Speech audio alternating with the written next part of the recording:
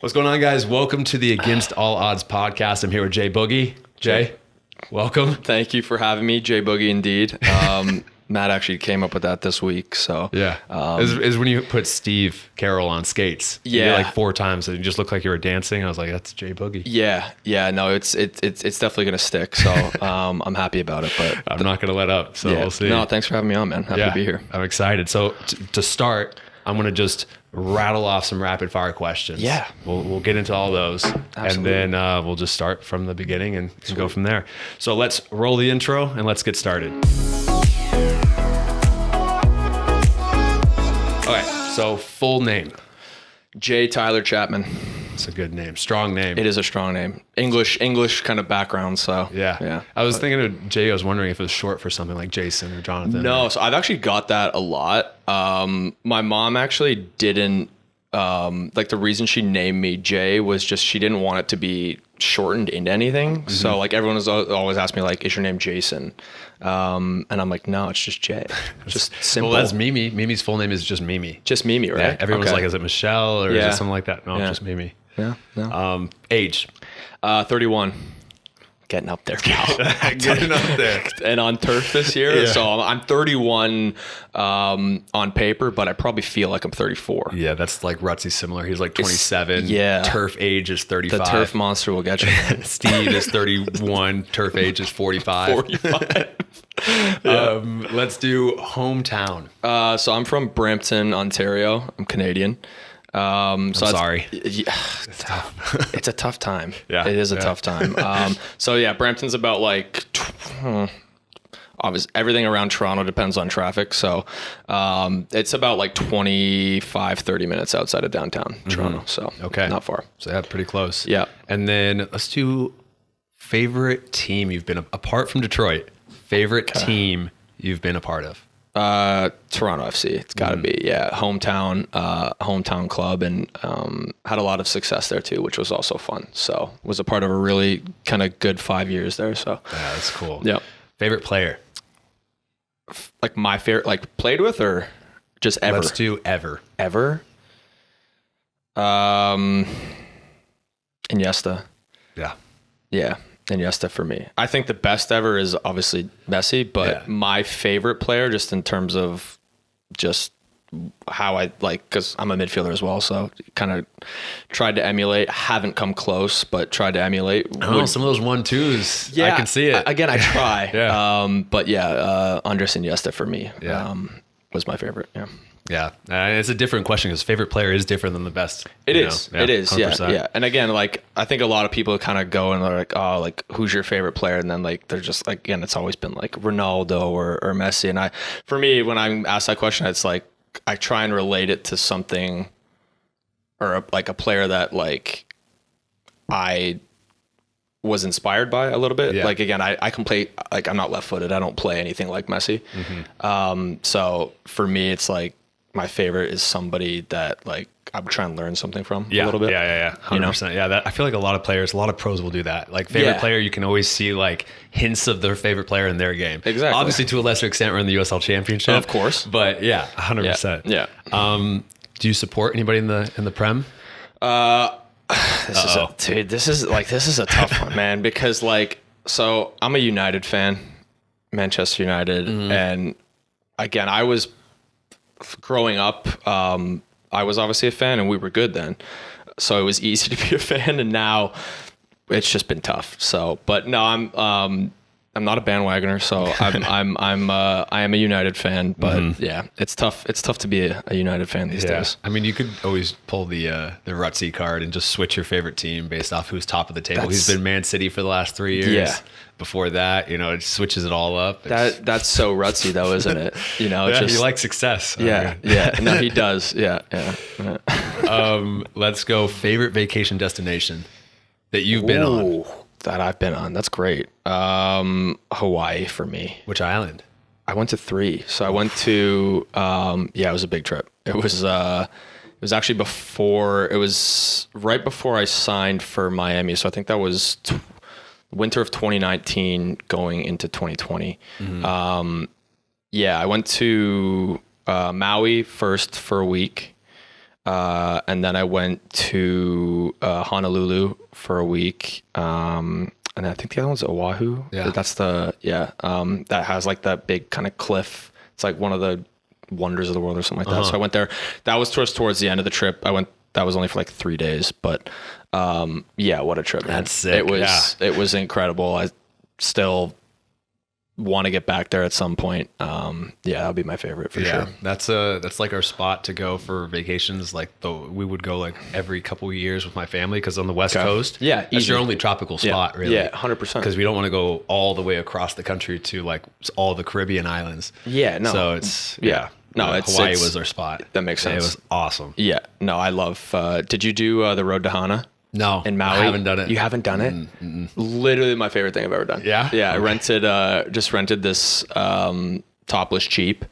Rented it for the week, but specifically, like they say, like if you're going to do it, like everyone always rents cars to do it, just because I don't know why you would, like they don't have Uber or anything, so I don't know why you'd get like somebody to like drive you to do it. Yeah. I just rented a Jeep, and it was basically just driving up like this cliffside / what do they call them?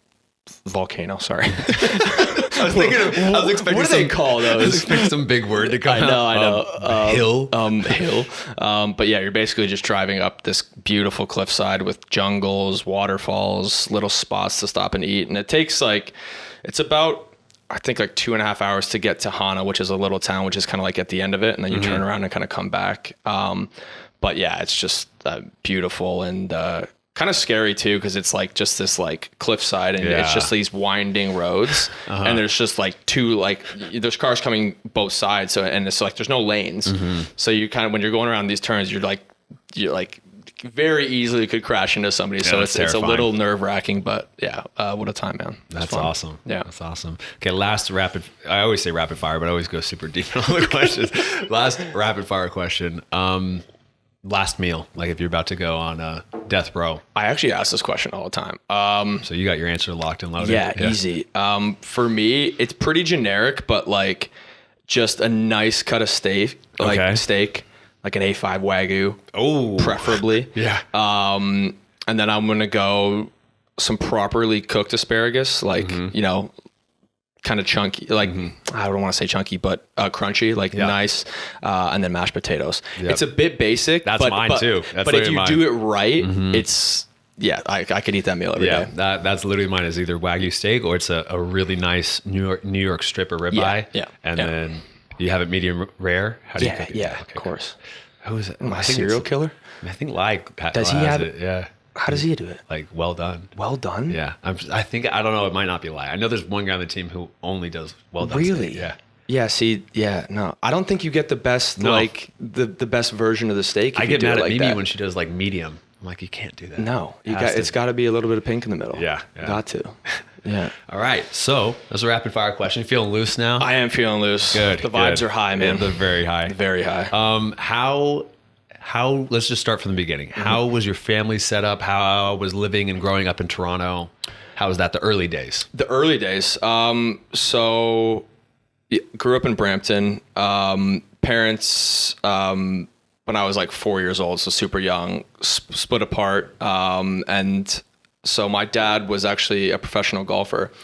That's cool. I've heard about that. Yeah, which is super cool. So, but they split when I was young. Still have a good relationship. Again, it's these days it's tough. A lot of people don't stay together, unfortunately. But anyways, great relationship with both. So I stayed with my mom for the most part. And she, I got started with soccer in Brampton. She was just part of this like kind of softball league kind of growing up. And so she would take me to that. And again, I was a kid and wanted to try everything. And so I tried that, and she kind of put me in like a little league when I was young.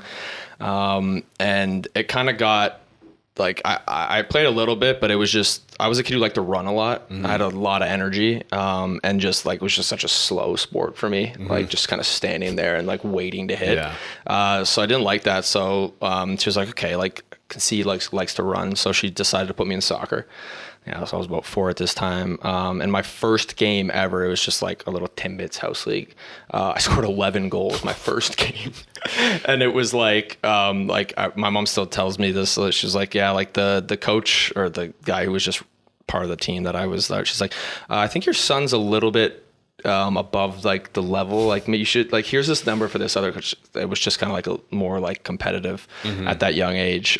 So then ever since then, man, it's just been history. It's just been it's soccer funny for me. that people will just have a knack for something like that. You know? Yeah. Like I was the same exact way as a kid. My dad tried to get me to golf because he did golf in high school, and baseball because he's a big baseball guy, Seattle Mariners, all that. Yeah. And he liked American football, so those were his sports. Basketball as well. Yeah. But then it's like, okay, I'm 6 foot white guy. Like I'm not gonna. NBA is probably out of the question.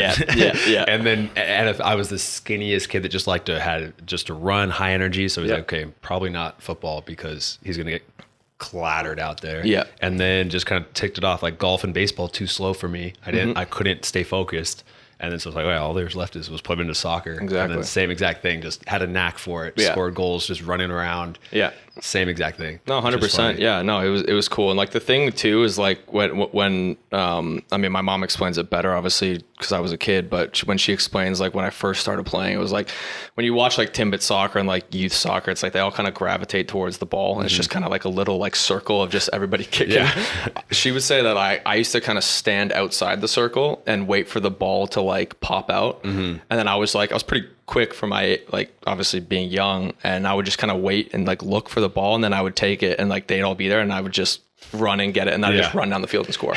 So I just kind of had like a knack for it again, like at like a young age, and just loved it. When do you think was the first age you're like, I want to be like a pro footballer? Yeah, that's a good question, man. Like, I think like, I mean, growing up, once I started to just kind of do it every day, like, it kind of became a part of my persona. Like when you're young, you don't really think about it as a profession, you just have fun. Right.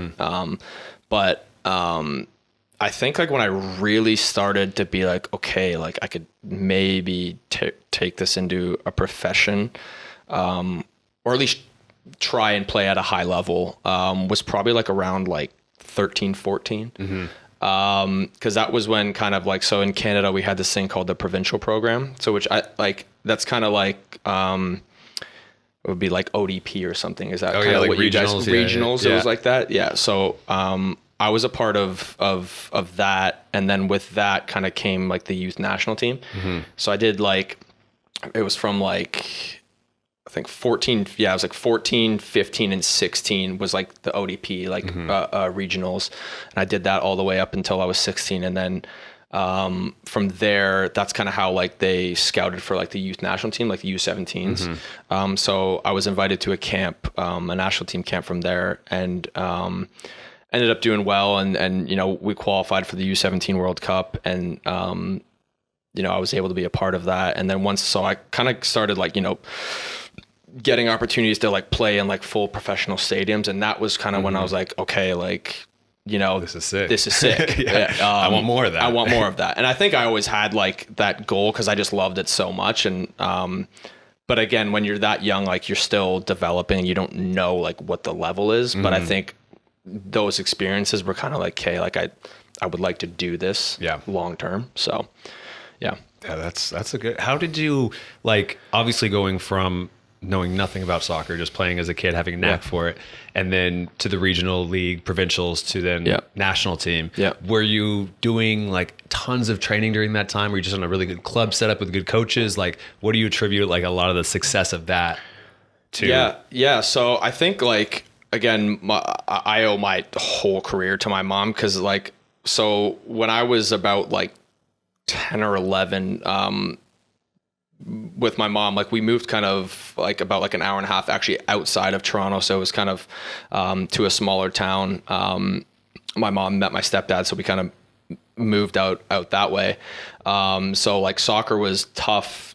And like I was playing in Brampton at the time, which is kind of known for being like a hub for soccer. So it was tough to kind of leave that. But my mom always like said, like when we move, like your soccer will always be the same. Like we'll do the driving, we'll do all that, right? So I was able to still kind of play at. I actually ended up playing in Kingston, which is about it's like probably 3 hours. It's kind of closer towards Ottawa, right? So I kind of started like in my early teen years. I was actually playing out closer to Ottawa. It's like that kind of part of Ontario, and I was part of a team there that was good, and we played in this thing called like the OYSL, which is just like the top kind of like, there wasn't really academy at that time, so it was just like the top kind of. Isn't that crazy that like, same for me, we didn't have academy teams? No, and now it's like, if you're like, that's pretty much like all there is, right? Yeah, like I remember we had in Oregon,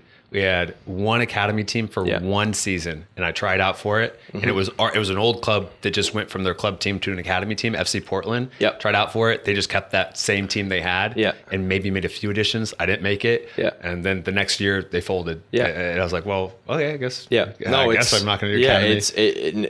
It is wild how much the game and just kind of youth development has kind of developed, because it's like now it's like there's tons of academies. North America like it's crazy. It's wild, because again, like when we were growing up, it was just like it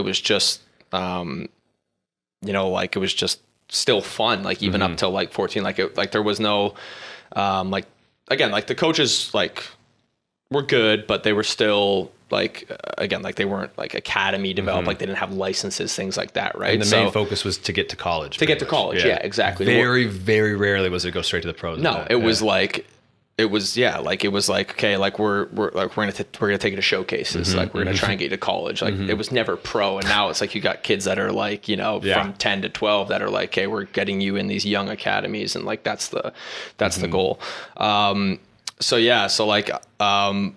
My mom used to drive me like an hour and a half. Like I would train at least like most days of the week, right? Like probably at least trains 3 to 4 times a week, and then games on weekends. So did that kind of always on like like closer towards Ottawa. And then once I kind of joined the regional stuff, so that was kind of like only in like certain times. It wasn't like full time, that regional program. It was kind of like something on the side. And then I kind of went back down towards Toronto, because that's where the level was higher. And I played for Ajax, which is about like hour 20 outside of Toronto. But that Ajax team that I was a part of was really good. Like we won again, there wasn't academy back then, but we won the national championship with them when I think it was 15. About 15. So it was a good team. And then I was doing the regional stuff on the side. So that was kind of like the whole development, and just a lot of travel, a lot of homework in the car. Right. That's crazy. I mean, that's, and now having a kid, like I realized, like, because as a kid I was so selfish, like, always like, it's just me. And I was like, what do you mean, Mom, you don't want to drive me over to training today? But even though they never said that, but like, it's almost like, it's your job. You're supposed to do 100%. This. But then looking at it, it's like, well, I have my own life. Like I should do that. But then at the same time, it's like, I would do anything for Scarlett, drive her anywhere to do whatever, if it's dance, soccer, whatever. Absolutely. But like, it's crazy to think like, they literally dedicated all of their evenings.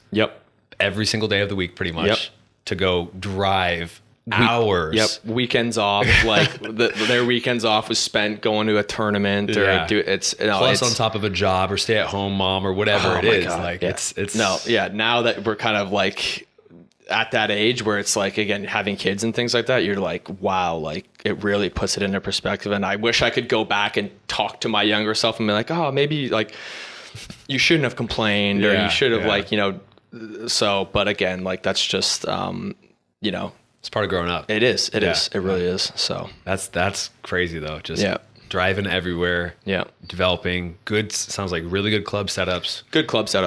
And just pushed you like that. So then even when you're going, let's say like U17, Canada national team, you're still thinking at this point, like college, was there any pro opportunities that you had? Yeah. So yeah, like U17 World Cup happened. And then after that, so I was still on this kind of Ajax club team. How was playing the U17 World Cup as well? Oh, it was amazing. Yeah. It was in Mexico and they actually won it. Like that Mexican U17 team was unbelievable. Like we played against them a few times in that year kind of leading up, and yeah, they were unreal. But it was, I mean, it was cool, man. It was the first just kind of like big like soccer experience that any of us had like had, you know, like playing, like we were playing in Mexico, we were playing in the full professional stadiums, like so yeah, it was a super cool experience. And we didn't do the best. I mean, we had England in our group who beat us. Like I remember playing against Raheem Sterling, like he was on the team at that time. So they had like again, but it was super cool experience. And so like I think we finished third in the group, so we weren't able to make it out, but it was just being a kind of part of that whole like World Cup setup, and even it being at the youth level was super cool, man. Yeah. So was there any like one big moment or memory that you have that sticks in your head from one of those games or something? So it wasn't actually like a personal one, but our goalie at the time there, his name was Quillen Roberts. He actually scored, he was a goalie. Uh-huh. He scored a goal from like our own half. And like, who's the keeper? Who's the keeper for Everton now? Or he was like, he's one of England's goalkeepers now. I forget his name. But he's like a big Premier League goalkeeper, like England national team guy. And he was the keeper for them. And he just winds up, boots it, and like there was a bit of wind that day, so he had a leg on him for that age, kicks it pretty much like lands like 3/4 into the other half, and like it skips, it was a little wet, and it skips, bounced twice, and it just went over his head. And it was just like, we're like, dude, our goalie just scored a goal against England. Was he trying to do a long ball? Yeah, just trying to hit it. Yeah. And ends up scoring, and it was just like, I'm going to find his name, who it was on. Yeah. I'll come back. But yeah, it was just, and so like, we were all just like, again, scoring on England at that point for us was like, amazing. And whoever did it, but it was like our goalie just did it. So it was pretty wild. That's awesome. From that. Yeah. Yeah. It was nuts. That's really cool. Yeah. So at this point, like, after this, you said you had maybe some pro opportunities come up. Yeah. So after that, I joined Toronto FC Academy at that time, and that's actually where I met Danny. Yeah. So and was he playing for the first team at this time? No. So he was done by then, but I was actually there. Like I was still a kid, but I was there when because he scored the first ever goal for Toronto FC, I was actually there in the stands watching that happen, which was pretty cool. So he was the academy coach at that time.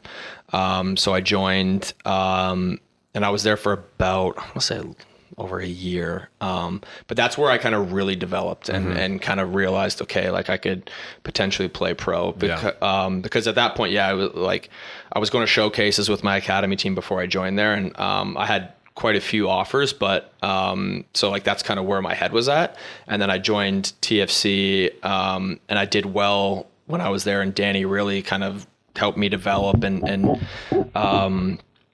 get to a higher level. And then I got invited to go to preseason with the first team. And I was like 16, 17 at the time. And I was, they were, my parents would come in and have a meeting. And so they had mentioned that they were interested in me signing a homegrown contract when I was like 17. And then that kind of fell through. There was like kind of new head of academy that kind of came in, and they kind of changed the structure. So all the guys that like had just been to preseason with the first team, we all actually got released, which was kind of strange. And then, so like after that, like that was like right before the summer, before I would go to college. And then I ended up going to Michigan State from there. Went and visited them one time and really liked kind of what I saw. So that was kind of, It's crazy to hear, because a lot of guys that come on the podcast will be like 16, 17, training with the first team of a MLS club, which just blows my mind, because I was in the exact opposite boat, just training with like high school, my high school team and everything. And I think I would have just been, I was obviously not ready for it at all. but I can't imagine being 16, 17 and training with an MLS first team. Yeah. Were you intimidated? Was it nervous at all? Or were you just in that kid zone where you don't even think about it? No, I was definitely nervous. I definitely I was a confident kid, but again, you're training with full grown men and I was definitely I didn't kind of really start fully believing in myself and want to and try and be kind of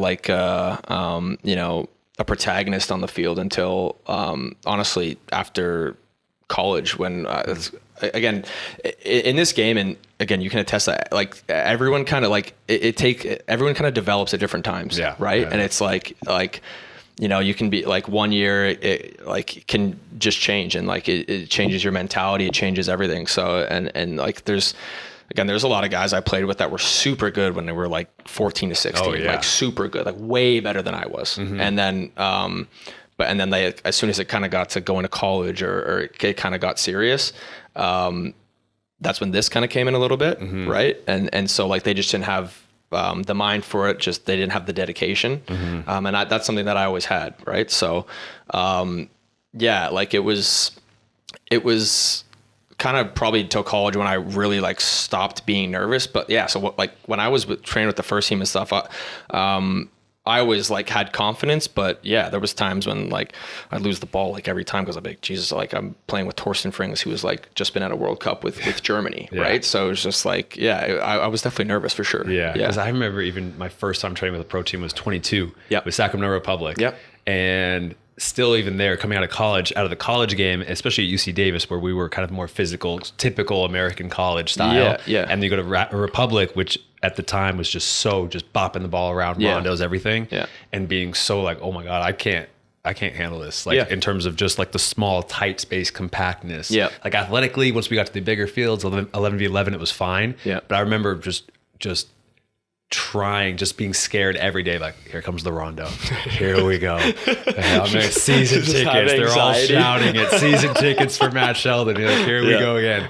But yeah, you grow a ton, and after a couple seasons that, then you feel more confident coming back the next 100%. Preseason, the next one. That's why it's for you going at 16, 17 or anybody, all it does is just get you ready for your next time you're there. 100%. And that's why too, it's you can't put, even with us, when we have kind of we haven't had a ton of young guys come in with us, but whenever I play with young guys that are still teenagers, I was again, there are going to be sessions where they come in and they're not having a great session, but I just kind of try and think back, and I'm man, when I was that age too, I was I wasn't that good. So it was so again, with youth development now, and guys that were that are the age that I was, I'm they're way ahead. So it's you got to be patient, because again, I don't think you really, kind of find your way into the game when you're that young. It's more about just being a sponge. That's that's the biggest thing you can kind of be at that age. And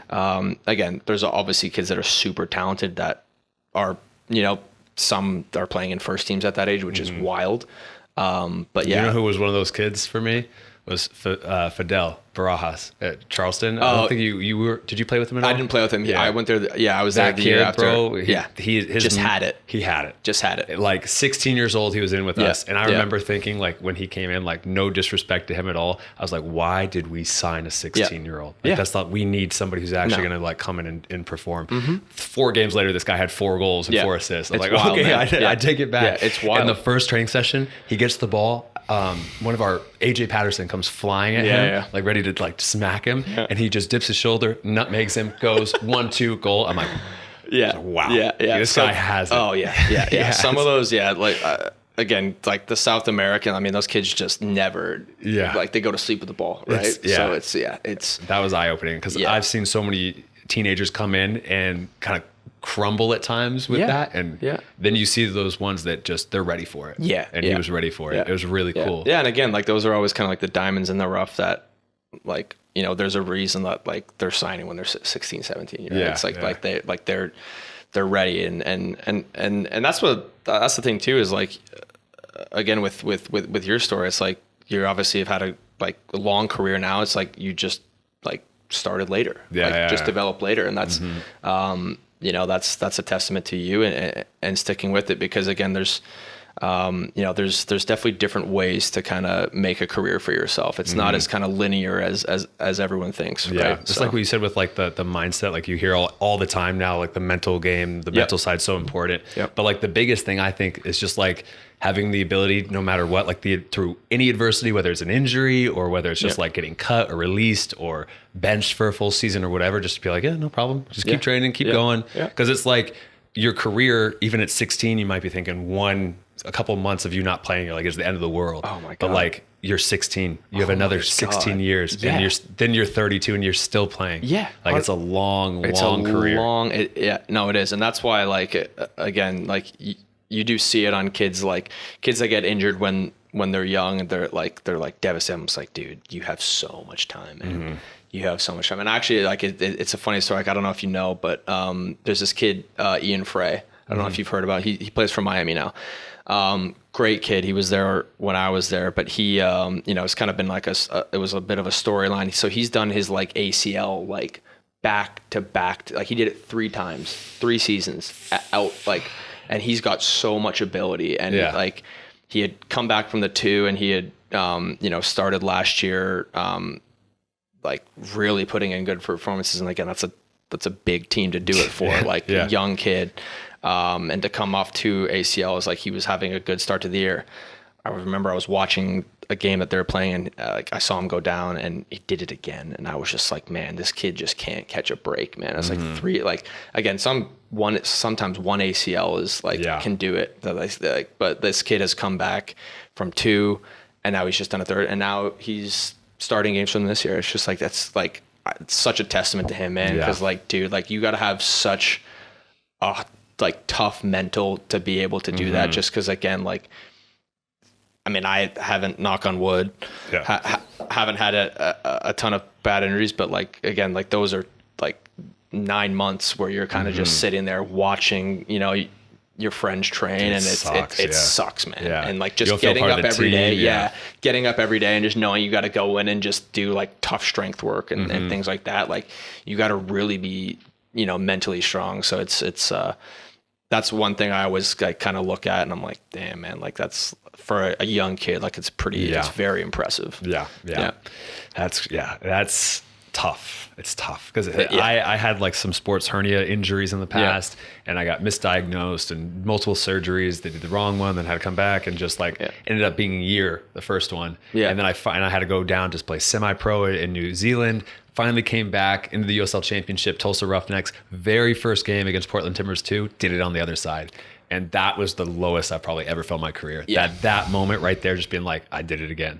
I cannot believe it. And that was the sports hernia. The second time, once you know what it is, it's a 6-week thing. But even then for me, I was like, my career is over. It's 6 weeks. Well, it's, Well, it's like tough I can't even imagine like ACL 3 times.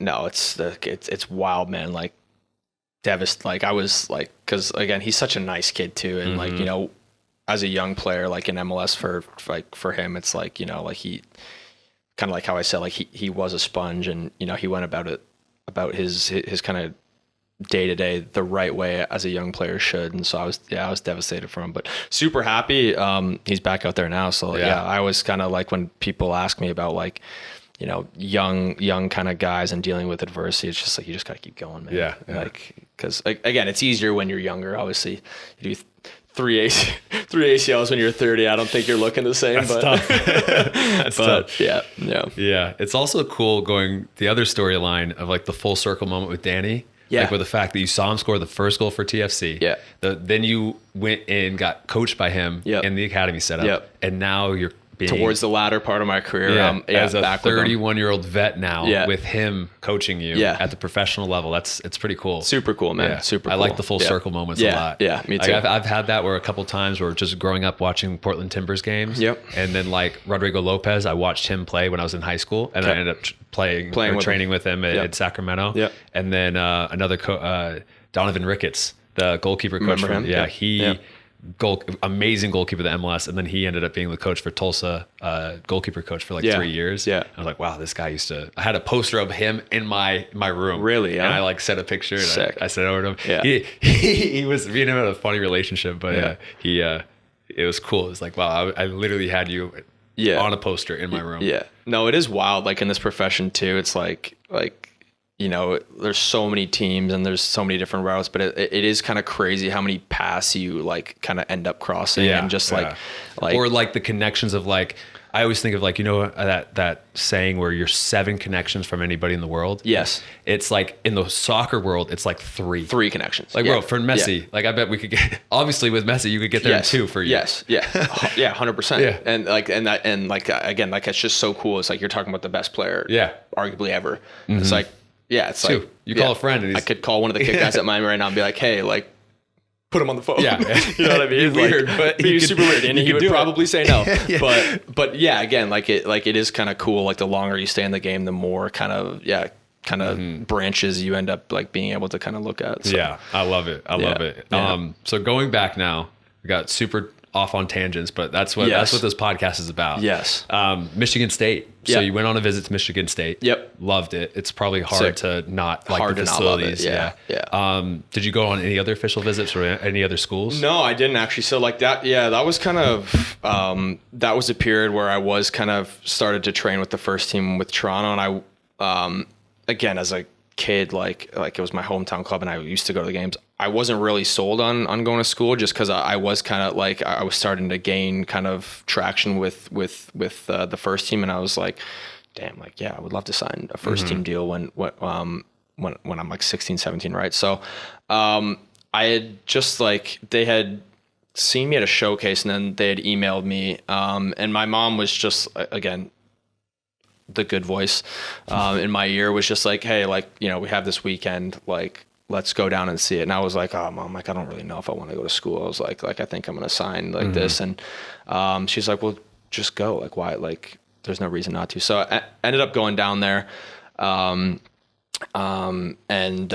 just had like kind of like a little, like they showed me around. There was a little kind of camp that they were doing and they were like, you can play in it if you want. If not, no worries. I loved playing. So I ended up playing in it. And it was cool and just like showed me around the facilities and, you know, again, it's once you see that, it's kind of hard to like say no to that. And so I was still kind of like obviously on the fence at that time. And, you know, I was like, yeah, like, thanks for having me. And you know, it was great. So we kept in contact and then kind of when things kind of fell, through with Toronto, I was like, yeah, like this is, you know, I think, you know, when kind of one road kind of gets blocked, there's, you know, there's a different path. So that was just kind of the path that I took. And luckily I was able to do quite well when I was there and was able to sign a homegrown contract. So kind of 2 different ways. Instead of signing when I was like 17, I signed when I was 20. Right? Yeah. So yeah, but no, I loved Michigan State. Playing in the Big Ten and it actually helped me a lot. Like, I think,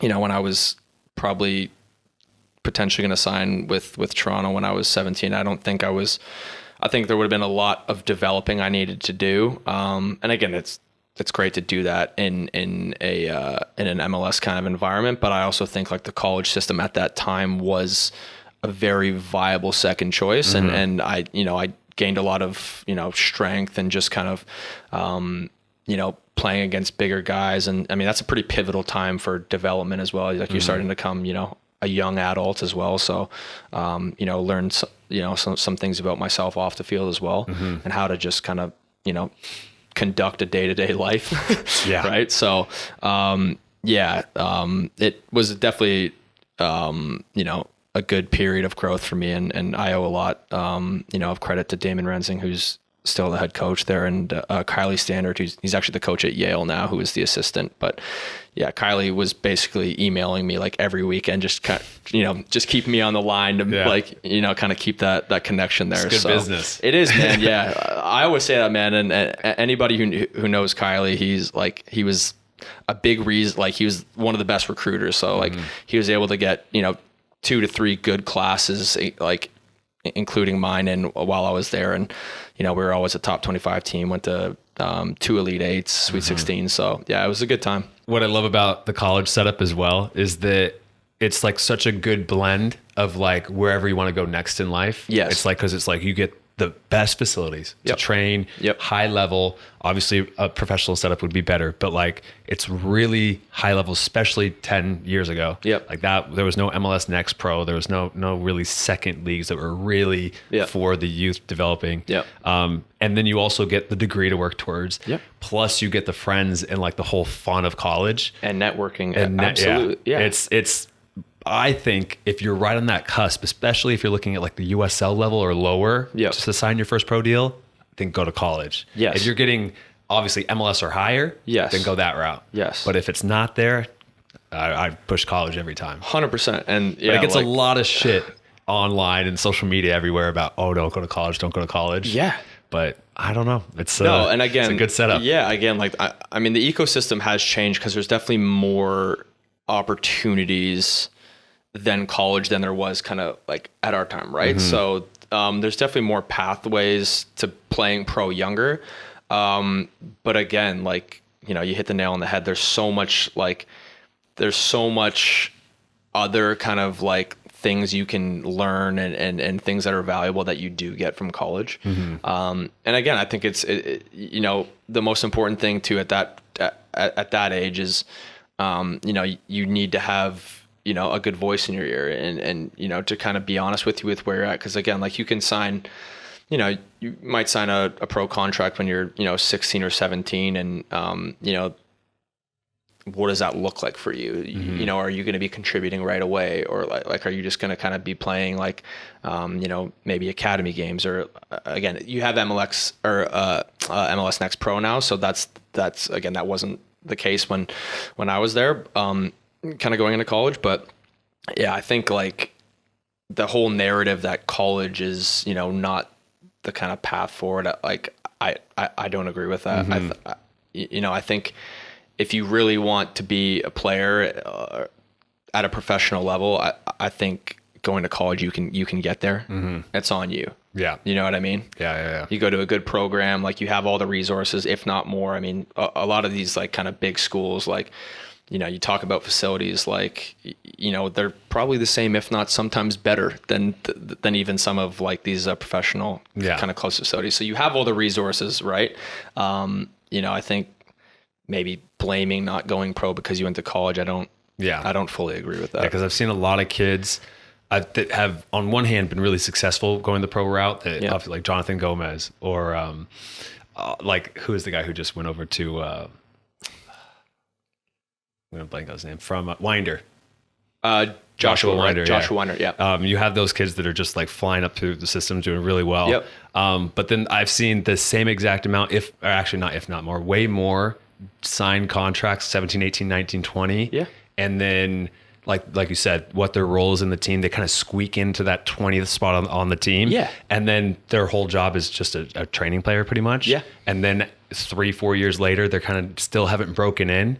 And then it's kind of like, okay, well, what pro team's going to pick you up now? They're in the lower leagues, like not making great money. And then now you don't have an education. And also you didn't go enjoy the full fun of college. 100%. And it's just kind of like, I've seen a lot of careers kind of fizzle out that way. Absolutely. And it sucks. And I've had one kid I was really pushing at Tulsa to go to college and he didn't. And then I think he was out of the game at like 21 or something. And just like, that sucks. No, like it is wild because again, like I think too, like when you sign, you know, at 16, 17, you know, and like you are probably that, you know, 18th to 20th roster spot, right? And you know, the point of them signing you young is so that they can get you in the system. And again, a lot of times that works, but there's sometimes, you know, like depending on where you're at, you know, mentally and how you kind of conduct yourself. Like I've seen kids that at that age, you know, thought that they made it at 17. And then they spent 4 years, like they're playing either like academy games or they're playing with like the second team. And like, you know, they're like, they just don't know how to conduct themselves as a pro. And I think, you know, if you going to college, you kind of start to, you know, grow up a little bit and start to learn how to like, you know, play at like that kind of like level that's kind of in between, you know, say academy and then the first team. So I think you learn a lot. And I think, you know, whether you get drafted or you sign a homegrown or you just sign, I think you're in a better place, like just as a person and just how you kind of conduct yourself as a pro. I think it's easier. It's an easier transition than, you know, when you're 17. And that's the way that I if I looked at myself personally, like I think like I was in a way better spot to contribute quickly after signing than I would have been when I was 17. But again, the game, like the ecosystem in the game has changed. It is now. If there was an MLS next, then it's different. It's different. And so again, at that time, I think that was the route. Because then you can have that same role where you're kind of the man or top player at 17. And then you're also getting 30 games in the season. Exactly. That's different. And that's the most important thing too, right? Is like, again, like you sign when you're 17 and you spend 4 or 5 years not really playing any meaningful games, and you're not playing for the first team. And whereas, you know, as you know, every game in college matters, man. So it's you're starting to like understand the importance of winning and you know, what kind of it takes to put in a 90-minute performance and kind of see out results. And I think that, you know, helps you a lot going into the professional environment where, you know, livelihoods are at stake. So I think it's two different models, and you know, that was just my experience kind of going into it. And I think now it's super cool, and it definitely helps the game, and that there are so many kind of different pathways and better kind of development for youth. But yeah, it is interesting. Yeah, it is. So you spent 3 years at Michigan State. Is that right? Yeah. So 3 seasons, about 2.5, because I left. So gotcha, right after the fall season. Yeah, my junior season. How did you come in and already have like a role right away with the team? With Toronto? With Michigan State. With Michigan State. Yeah. So I started as a freshman. I was kind of a youth national team kid, and I had a little bit of credibility just kind of coming in. So I was a pretty, like, I think I was, you know, they used to do that, like top 100 recruits. I think I was like 25 or something like that. So yeah, I was a decently high recruit, and you know, I was kind of considering like potentially not going to Michigan State and signing pro, and I think they kind of knew that. And so, like, you know, when I spoke to them, you know, they're like, we don't normally like kind of say this or do this, but it was like, you will have a good chance to start as a freshman. And that for me was also important too.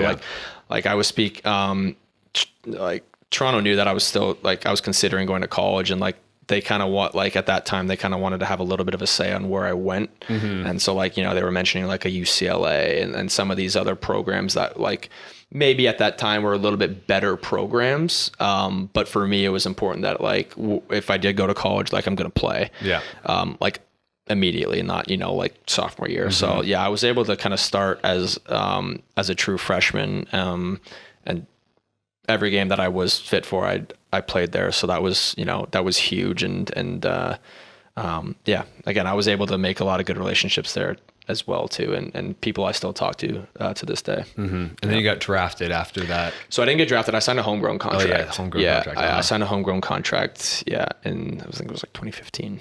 2015. Yeah. And what was it like a 2 year, 3 year? So it was actually, it was a 5-year deal. It was what was it? I think it was 2 years, 2 years guaranteed with 3 options. Okay. So it's a 2 plus 2 plus 3. 2, and it 2 was plus 1 plus 1 plus 1. Yeah. 2 plus 1 plus 1 plus 1. I don't think they even do those anymore, but again, it was a different time period, right? So, played out the entire contract. You know, was able to get which is big. Yeah. Because a lot of people don't understand that a lot of college kids coming into MLS setups usually don't get those options picked up. No. And again, that was kind of, you know, I was like, my first year, we were good. Like, we had made some signings, but like, I don't remember. Yeah, we were pretty good, but like, we had just brought in basically an entire new kind of setup, like brand new kind of players, essentially brand new staff. And so it was kind of like a growing year. And then my second year, was where, and I think I played like, I want to say like 15 games my rookie year, which was pretty good. And then my second year is kind of where I really started to kind of take off a little bit and so, you know, I had a good year and definitely played more games. And that's kind of where, you know, I started to have a bigger role within the first team and you know, kind of start to make a career for myself. And so, yeah, again, I was able to get my option picked up all those years. Cause again, I was on pretty good money but I was contributing a lot for the money I was on. So, it was, you know, it made sense for them to, you know, how much money specifically were you on? Specifically, I can't say that, dude. But I mean, it wasn't anything life changing, but it was good for a homegrown contract. Yeah. So, you know, it was good, but yeah. So, but that's the key is when you get a contract like that, you have to prove your worth. You literally have to show the club. Yes. The money you spend on me is worth it. I'm returning the same, if not more than that. Yeah. And that's how you get your contract. Yeah, exactly. And I think that's kind of what, like, you know, what I was like, again, from their perspective, was like, why would they not pick up my option? Like, I'm playing a lot of games. You know, I was a good locker room guy. I was, you know, part of the culture that, you know, was TFC at that time, which was a big reason. You said first team all locker room. First team all locker room. I try and be first team all locker room anywhere I go. Yeah. So it's a big thing. It's a big honor for me. Yeah. And again, that actually, to be serious, that is a serious thing that coaches and teams look for. They really do. Yeah. They really do. You know, so yeah, for me, like that was, you know, it made sense for them. Like I was kind of, you know, there wouldn't really be a reason why they wouldn't, you know, pick up those options, because, you know, for what I was kind of providing on the field and, you know, even off the field, like, you know, it was a good kind of, you know, bang for their buck, I guess you could kind of say. So exactly. Yeah, but it was, you know, it was great. And I was obviously part of some, you know, won an MLS Cup there, was a part of 3 of them. And, you know, just the guys I met there and just the whole kind of, my whole time there was, you know, the best time of my career. And, you know, I have a lot of fond memories and, you know, have some lifelong friendships from it. So really good. That's really cool. Yeah. What were the big moments that stick out to you, either on the field, playing against big players, or just like for you personally from your time at Toronto? From in Toronto? Oh man, I got a lot. It's crazy too with these podcasts, because we could go into 1 year of one team and talk about it for 5 hours. We could literally sit here all day and talk about this, dude. But yeah. I mean, I'll go over a few. I mean, like, I think like my first year, we actually had we had like a friendly in the middle of the season against Man City. And I was so that was when like David Silva was there, Yaya Toure, and we played against them. And I was like, that was like kind of like, it was actually pretty close to the beginning of the year. So like, that was like my first kind of appearance.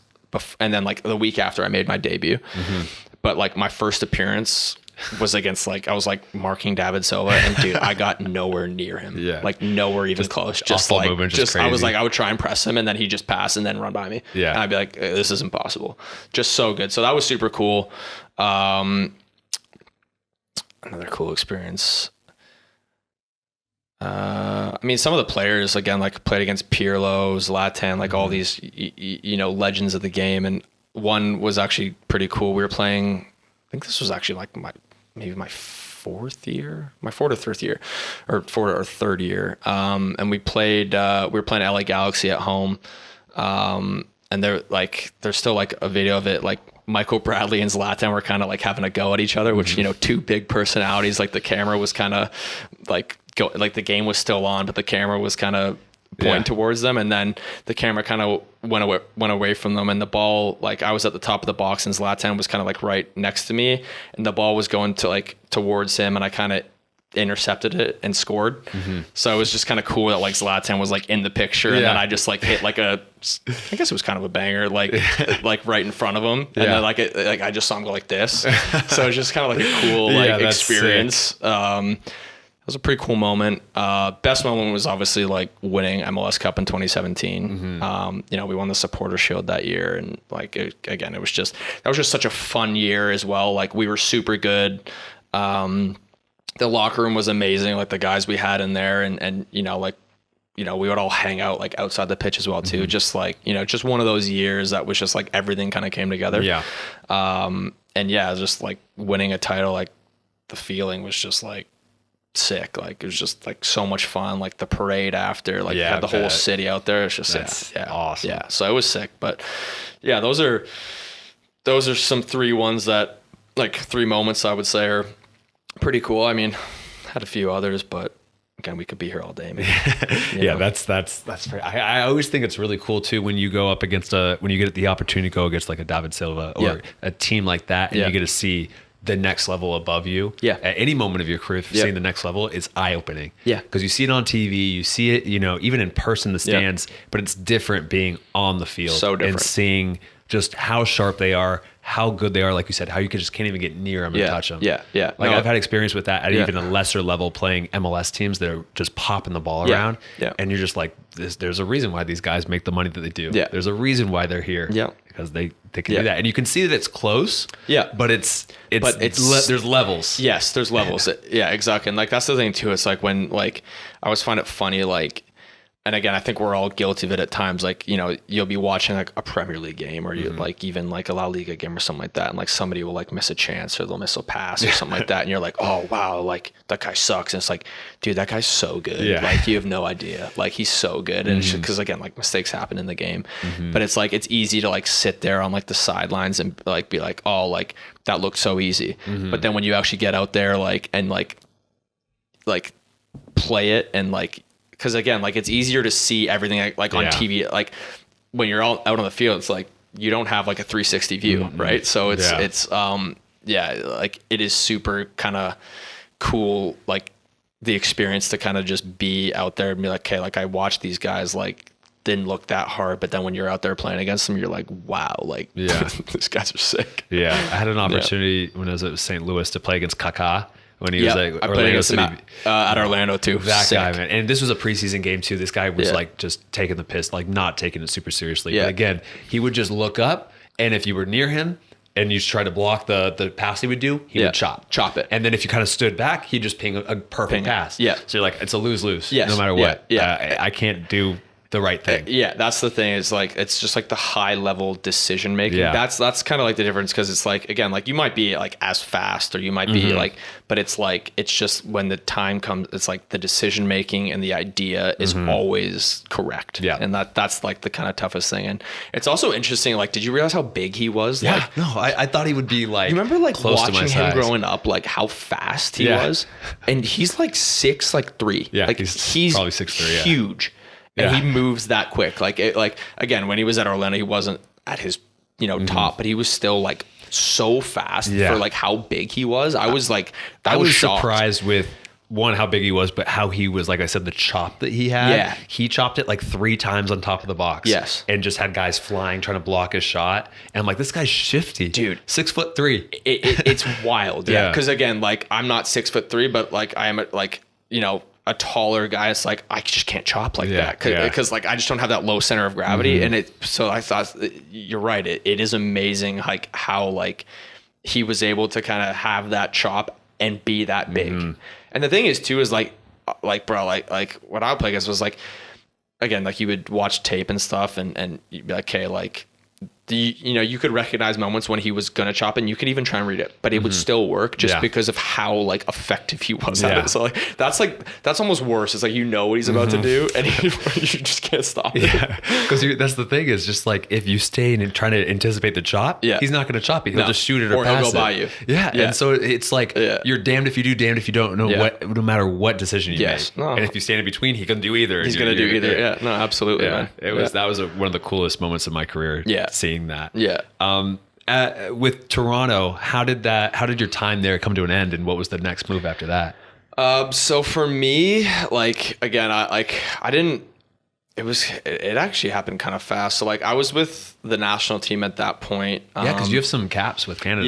Yeah. So I was with the national team at that point, and it was kind of coming into, I guess it was, I don't know how many years. It was probably about like a year or 2 year, maybe a year and a half out from the World Cup. So, I was trying to like win kind of like a starting spot on that team, which again, like that was kind of when we started to get the kind of new, this golden generation. And so I knew at that point, I was like, if I wanted to kind of be a part of this World Cup roster, I got to really like get a like cemented starter spot. Right. So, and again, like I played a lot at Toronto, but I just, it was such a tough team to break into. Like, again, like you can't really complain when, 3 MLS Cups. It was like the guys I was like was Jonathan Osorio, who's, you know, a very good friend of mine, but he's the captain of Toronto FC now. Is like legend there. Michael Bradley, one of the, you know, like one of the greats in US, right? And then there was like Victor Vasquez, who grew up playing with at La Masia with Messi, and like just what a player, you know. So it was like I felt like, you know, I was always competing with like a DP or competing with, you know, a high roster kind of spot guy. So for me, like I was just kind of like, you know, and I was kind of, I think I was like 25 at the time. I was like, like, you know, I really like, I got to try and like, I'm not sure if I'm really going to maybe get that kind of starting spot here. So I was like, you know, maybe it's time to step out of my comfort zone a little bit. Cause again, like I loved it there. Like I would, you know, that's my club. It'll always be my club, right? So, besides City, baby. Besides City, it's my new club. So yeah, like my agent kind of reached out to me and was like, hey, like, you know, Inter Miami was coming in, and you know, he's like, you know, I think, you know, there's an opportunity. Like, would it be something that you're interested in? And I was just like, okay, like I don't know, like I don't think I can say no to that. You know, it's like David Beckham's team. There was so much hype around it. I was like, it's Miami. You know, it's going to be a big market team. You know, and like this was like the end of year 5, so my deal was up. So David Beckham was also like my favorite player growing up. I had I had all his Manchester United jerseys, and so I was like, okay, like this is a lifelong dream. It kind of seemed right, and it was kind of all happening at the right time. So yeah, I chose to go there and you know, step out of my comfort zone a little bit and you know, kind of be a part of something that was exciting and kind of new, and unfortunately it was, you know, COVID year, and like I almost felt like the whole time I was there was still kind of COVID. So again, great experiences there, but again, as an expansion team, it was tough. Like the first year was tough. We didn't do very well. Again, like it's tough to kind of bring in a brand new team when you're not even allowed to hang out with each other because of COVID, right? So, yeah, you know, it was tough. It was tough, but good experiences there, man. I think it's interesting hearing the behind the scenes of why players decide to go to a different club or whatever it is, because, you know, from the outside, people just, it's always just like, oh, he's loyal, or no, he's not loyal, but you never hear the full story of why. Or he's going for money, or like things like that. Yeah. And it's like, you don't have any idea about whether, you know, like you said, you're competing against Michael Bradley and Vasquez with these spots, and you're thinking, okay, I want to make a push for the national team. It's obviously money. There's so many different factors, but usually the number one thing for players is playing time. Can I get on the field? Do I see myself in a system where I can develop more, go up higher, continue to climb the ladder? Absolutely. And like, that's what you're looking for. And like you said, for your career, you're thinking that's going to be the move right there, to get on the field, play games, go into this new expansion team.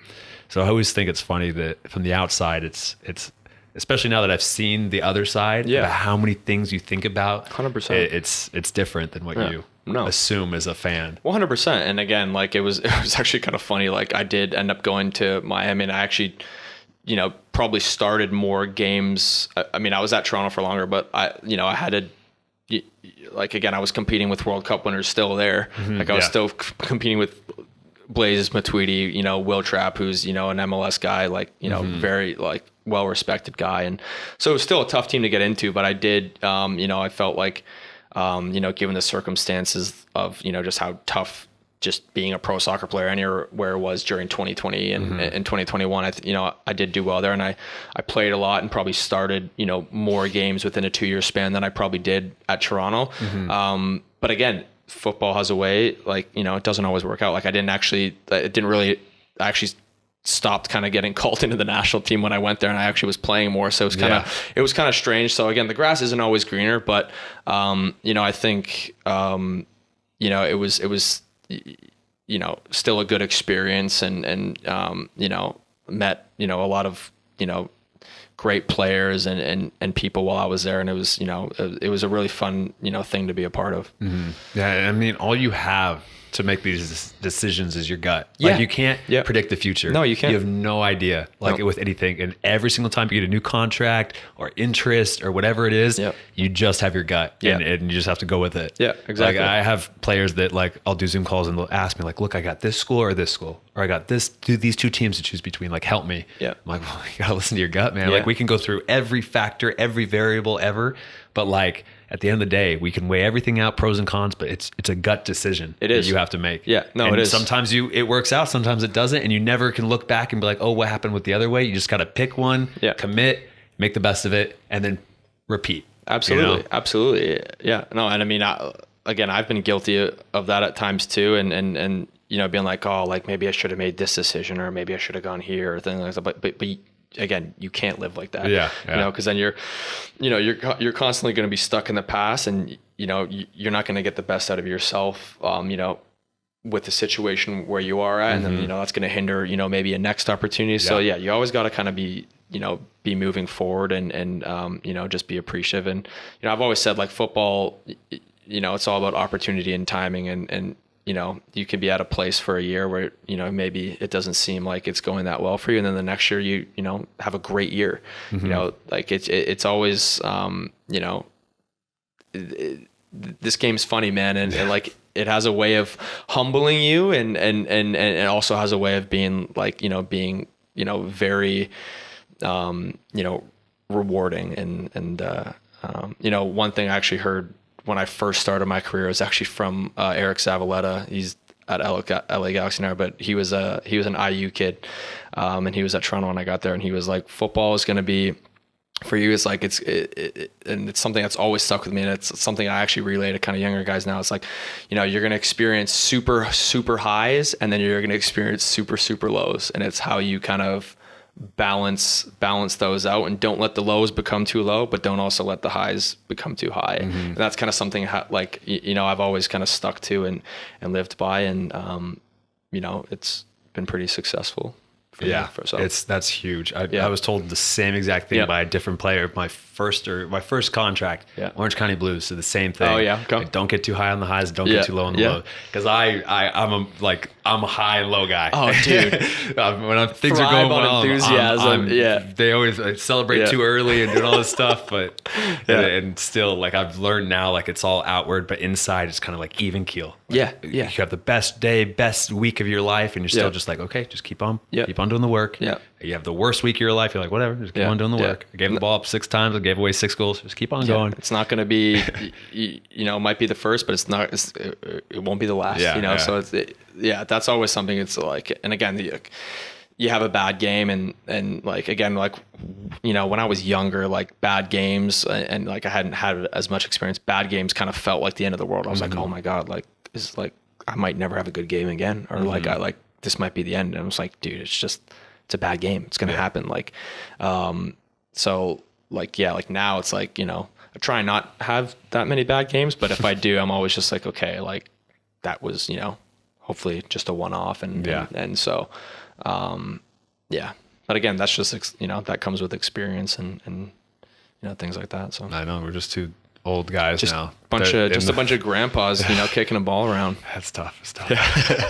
It's about your mental age. Take your time. Just stay young mentally. And stay young mentally, and you'll be fine. Yeah. So after Inter Miami, what was the next step? So after that, you were there for 2 years? I was there for 2 years. Yeah, I was there for 2 years. So after that, it was kind of a. Oh, did you get to meet David Beckham there? Yeah, a lot. Yeah. How was that? Just being able to see him, talk to him, meet him. What do the kids say now? Aura. Oh yeah. Is that like a thing now? Yeah. Oh yeah. Do you want to talk about aura? This guy's got it. That guy's got aura. Yeah. No, super nice guy. Very personable. Was he would kind of be around the facility and even in preseason and stuff, he would kind of come and just kick the ball around with us, which was super cool. He was actually. He would kind of do, just workouts and stuff in the gym by himself sometimes while we were training. And then like we'd come in and like we just hop in like the cold tub with him and just kind of shoot the shit. So that's sick. Which was super cool. Yeah.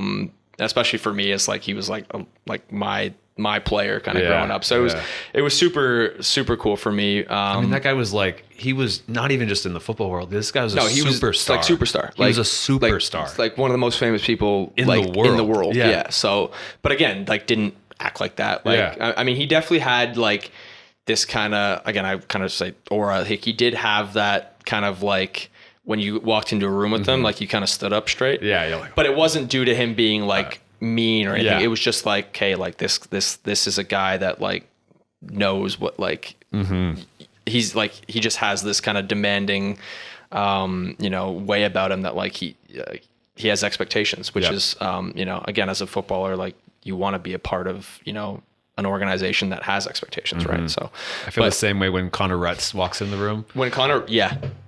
Well, I actually get scared when Rutsy walks in the room because, as you know, like I have to watch what I say around him because he's gonna try and like trick me into saying something stupid. Sugma. Yeah. But yeah, no, like again, super cool to kind of even be a part of something that has his name attached. Yeah, and then so there, I went to Dundee. So that off season. Actually, before we do Dundee, sorry to interrupt you. No, you're good. But I want to talk about your caps with Canada. Yeah. So how was the first time? My first cap. So I had been. Walk me through your first time, man. My first time. Are we allowed to say that on here? So yeah, my first cap was against Bermuda, I think. Yeah, it was against Bermuda. It was just kind of a friendly game, and I actually scored in it, my very first cap. Again, it was just one of those kind of like January camp games, or there wasn't really anything behind it, but super proud moment for me, and it was kind of like international football is so much different than just club football. Like there's just like a different kind of like, it just feels different. So, because of the weight behind it for your country, or is it because I think it's a little bit of that. Like it's just a different game. Like, I mean, anybody who's played like in CONCACAF, like the games, it's just like the difference of levels. It's just difference of, it's like, and it's not even more so like equality. It's just like, again, it feels like it's like means more. Like, again, like you have like the national pride attached. So it's like, like you go play away against Jamaica in a World Cup qualifier, like you're just getting absolutely crunched for 90 minutes. Like it's just it's the stakes are so high, and it's just there's just that extra bit of like passion and stuff. So like, again, like it's just a completely different style of football, and like it is super cool. So but yeah, playing first cap was against Bermuda, and I was able to score off a corner, which was cool. So that was, a little header or what? Yeah, it was a little header. There you go. Yeah. You got a lot of headers in your career? I have a few, honestly. Not like a ton, but I got a couple. Yeah. I got a couple. Yeah. Yeah. I can't really jump that high, but like my timing's good. Yeah.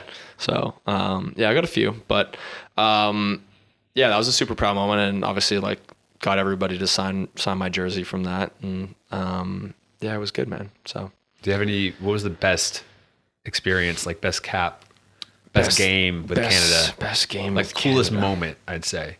What was the coolest moment representing Canada? That's a good question. I mean, it's hard because it's no America, so it's a little bit lesser. Yeah, it's still got to be pretty cool though. Yeah. I mean, I think probably I would probably say the coolest would be scoring my first goal, and it just being like the first, like, again, like it's always cool, like on your debut of anything to like, say you scored on it or so I would say that's probably that. I mean, I think my other ones were, against Jamaica, in Toronto. So I guess that was pretty cool too. Like, playing, at home with Canada, and like I had a bunch of friends and family that were there. So just to kind of, see them with me, with a national team jersey on was cool. I'd probably say that would be the coolest one. Yeah. I mean, that makes sense. Yeah. I mean, again, I don't have a ton of caps, but I was a part of a lot of camps too. And again, with the national team, it's, you can be a part of a lot of camps, but like, it's different because again, not everyone can play, and like, it's such a short period of time. So I was a part of like the program for a while, and like, I mean, I think just being a part of that kind of new group and was cool. Like, got to play with like Alphonso Davies, who's, you know, one of the best at his position now, and just kind of be a part of like the start, like when he, you know, went over to Bayern and like kind of the start of that, and, you know, to just watch his kind of development and be, you know, witness to it was super cool. And you know, guys like Jonathan David, who's, you know, one of the most sought after forwards now, like just being, you know, able to kind of train with those guys and you know, be a small kind of, you know, role and, you know, where they are kind of now within the national team and was super cool. Would you say that you are the reason for Alphonso Davies' success? Not even close. A little bit? I mean, 90% of it? I would pump his tires. So like, Did you? Yeah, I'd be like, dude, you're so fast. Yeah. I mean, that guy's rapid, dude. He's rapid. You had to foul him. You just had to foul him. Like if you didn't foul him, like if you got one step on, like for every 3 step, like he would take one step and then like you would step and he'd like his feet just move quicker. Yeah. So if you didn't time the tackle perfect, he was by you. And it's so just like you just gotta foul. Because he was at Vancouver Whitecaps too, I think in 15. Yeah, still super young. And I played against them in 16 was my first season. And I wish, super young. And this guy, you see the goals that this guy scored? Do you remember the one where he just dribbled like the entire field? Yeah, literally from his own box. Dribbled the entire field past like 5 players. Yeah.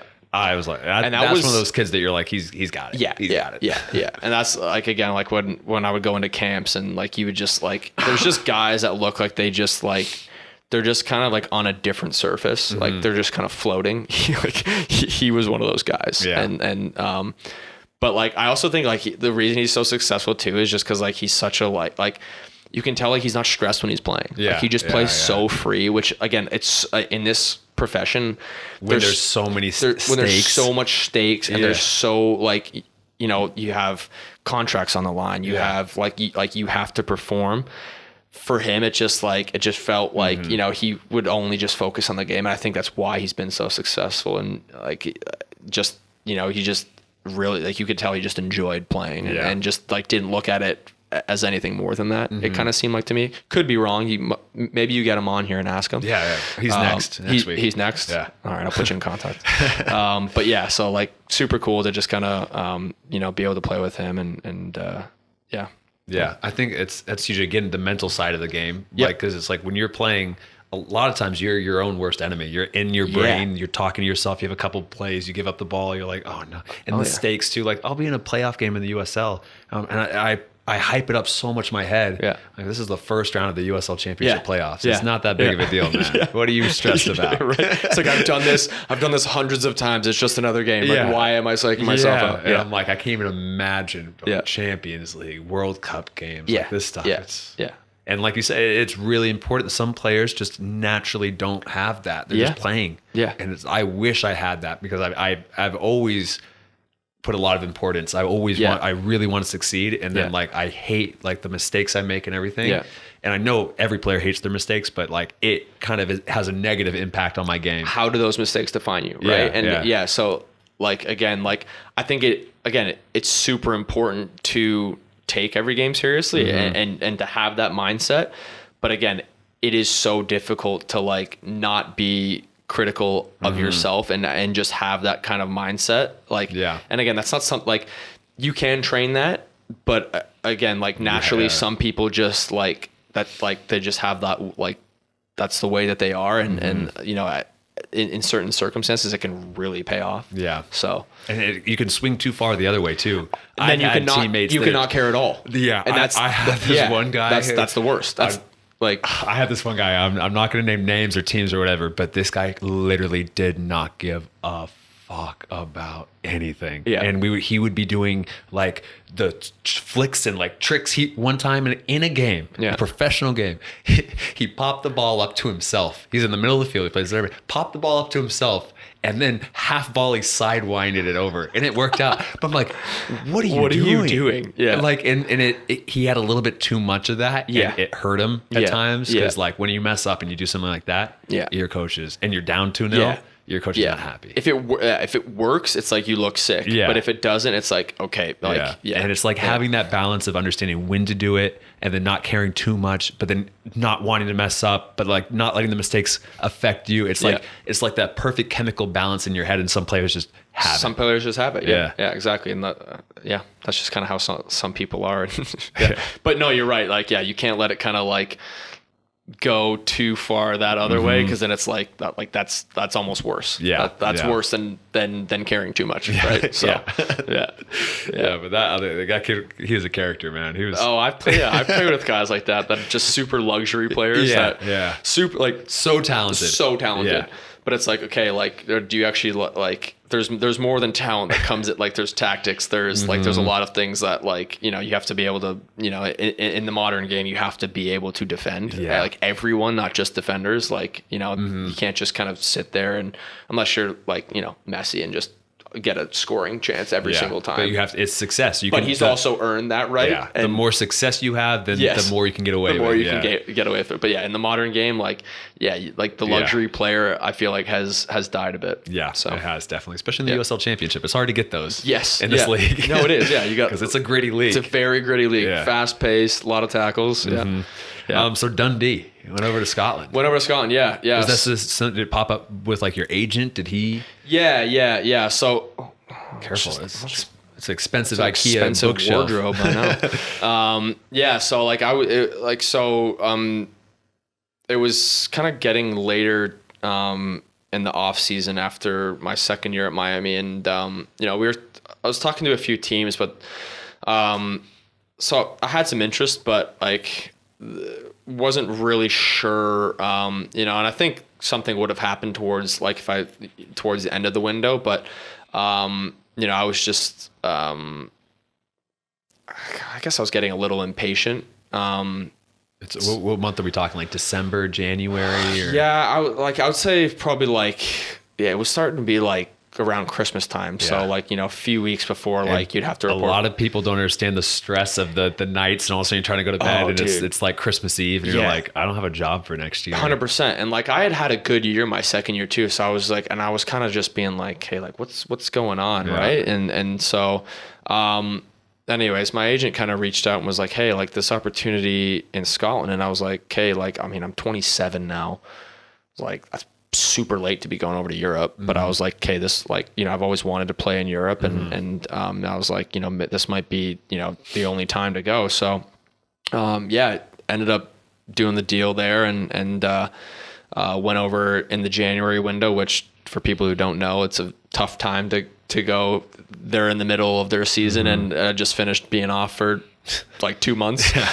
So it's a tough window to kind of get into. And, you know, we were kind of, when I joined, we were in like a relegation battle. So it was a tough time, but again, I was super excited to go over there, and without getting into too much, it just didn't go well while I was over there, and getting, like, you know, we chose to, you know, part ways, and just wasn't good for the club, wasn't good for me. So I actually ended up, I tried to get back into MLS in that kind of summer window. But just due to kind of like how things kind of went, I wasn't able to. So I spent kind of 6 months not playing, which sucked. 6 months without a job isn't nice. But anyways, so I was trying to get back into MLS in that next kind of January window. And speaking to a few teams, but just a few things kind of fell through kind of at the last minute. So had ended up going to Colorado in, I think it was 2023. So it was my first year in the championship. So How was living in Scotland? Like, as just as cold and rainy. Cool. Football culture is amazing though. Like, the games were so fun. You know, still remember like playing away at Celtic Park. Like, the atmosphere is the coolest ever. Like, I'd love to go to a game there. Yeah, sick. Love to play a game there. Yeah. So sick. Like their fan base is amazing, and it's just a different culture, man. Like, you can tell how like ingrained the success of the teams are over there, and just you know how much like you know, people's livelihoods kind of do really like rely out like on the teams, like whether that's, you know, little bars and stuff that are, supporting or like have been, it's kind of like generational fandom there, and that's you like, can feel it. That's what, and I'm going on a tangent now with the USL. That's my bone to pick with the USL. Yep. USL Championship. I'm talking to you. The emphasis needs to be on getting these teams to last for decades. Yeah. So that people that support the Charleston Battery's done it really well, 30 years or whatever, and to have like their parents and their parents and their parents watching these games. And I know it's a huge ask and it's a big thing, but getting clubs to stick around for a decade or longer and the longevity so we don't get the turnover of clubs is huge, because new teams pop up, you get some excitement, but like you don't have the long-term fan base of like true, I've been watching this team, I've been supporting this team, my dad supported this team like you have over in Scotland. No, 100%. And this is we're talking 100 years in the future, but like we need to have clubs stick around for the long term. Yeah, and that's why, like, without getting too into it, unless you want to get into it, that's why like this whole kind of new Division I thing is a cool idea, because again, I think just in terms of like the requirements just to fit into that division, you are getting, probably a little bit more of a sustainable business model from ownership groups, and I think there'll be parameters that allow the clubs to be more profitable or be able to kind of sustain themselves, so you're not in for 3 years and then you kind of have to fold. So I agree with that. Like there needs to be in this league, because again, it is such a fun league. Like there's like it's different than MLS. And depending on how this new Division I works, like it could be the first starting point for promotion relegation, which is also super cool. Which would be sick. Would be sick, and would add just such a different level and excitement, and just add more meaning to games. And that's not to say that there isn't, like, obviously like you want to win a championship. That's the most, and that's everyone's goal. But if you aren't going to win a championship, those relegation, like I was a part of that when I was in Scotland, like those relegation battles, like the atmosphere that those create, it's like a championship game. It is. And it's like, you're in 13th place, but it's like you feel like you're fighting for the title. So it's like it is such a cool model, and having experienced that, and it definitely is something that I think would be super advantageous to North American sport, because again, like you can't do it in basketball, you can't do it in these ones. So like soccer is the only one where you can really kind of introduce that to a North American. And you can't do it MLS right now with the franchise fees and everything. It has to be USL. It's the one chance. And if it's done right, and if it's goes smoothly, and there's good ways for clubs to sustain themselves, it would be amazing. I think it would be amazing. I'm worried. I just don't want to go too quickly. And you don't want to do it too fast, and then it doesn't work, and then you're kind of, again, you have clubs being, I can't meet this requirement of building a 15,000 person stadium, or if even whatever the requirements are, if they're loosened up hopefully a little bit.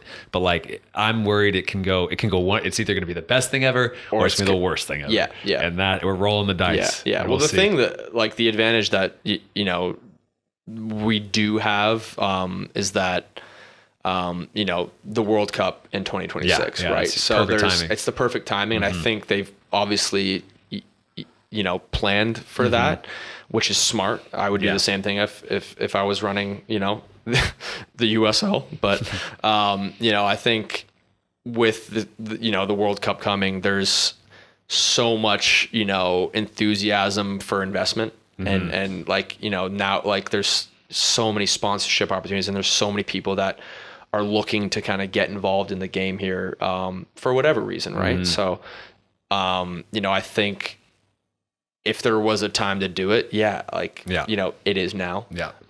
But again, I agree with you. I think, it has to be done right, because if it isn't, then, I think you're going to experience a few years of just like, there'll be just kind of like this gray period where people are trying to recover. And like, I don't know what this kind of like, what that'll look like, So I'm hoping I hope it goes well. I hope it goes well. I want it to work out so well on the promotion relegation. So, because like I went to New Zealand, and much different than the Scottish Prem, but like in New Zealand, like in the Winter League, same thing. Went down there. The whole goal of this team I was on was to just not get relegated. They made it to the top league, and we're like, we just want to stay here. 1 year to stay here. We can get our footing, and then we can build.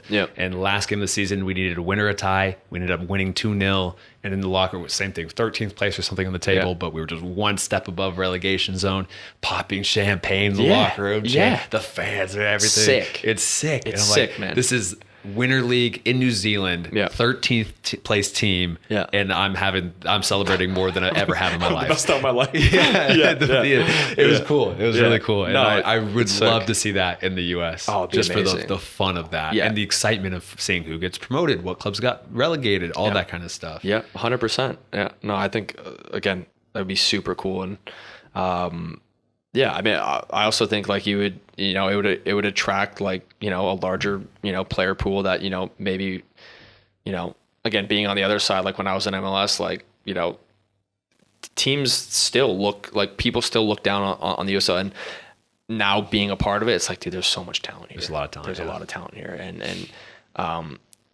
I think it is unfair that, players are looked down upon so much here unjustly. And so I think, giving this D1 and, making it how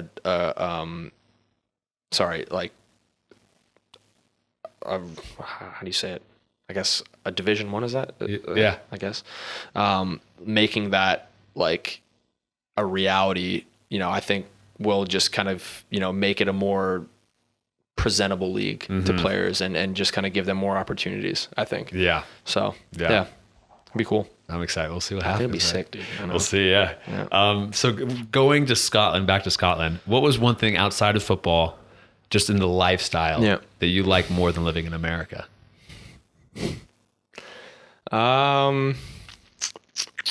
It was funny. You went from Miami to... I went from Miami to... And like Dundee is like one of the coldest places. It's like right on the water, like the North Sea. They're like literally like the polar opposites.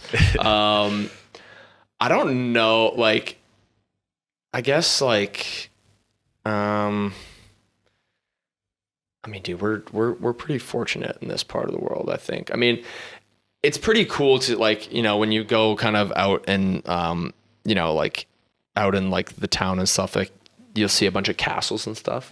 So like there's so much history there, which was super cool. And I mean, the cool thing, I guess this is still kind of related, but like it doesn't take long to get anywhere. Like when we would travel to like an away game, like was like a 2-hour bus ride would be like long. That's nice. Yeah. So like, again, like ease of travel, I was able to like, if I had an off weekend, I was able to kind of take a quick flight to London. So like, that was like probably the coolest part of like just being able to travel to different places. So can I put it on record? Your favorite part about living in Scotland was traveling out of Scotland. Yes. Yeah. It's awesome, people. Dude, it was cold there. It was so cold. And like, it's Mimi's. I wasn't there in the summer. I think I've heard in the summer, it's actually but even when I was in there, like it's beautiful. Like it is actually a really beautiful country.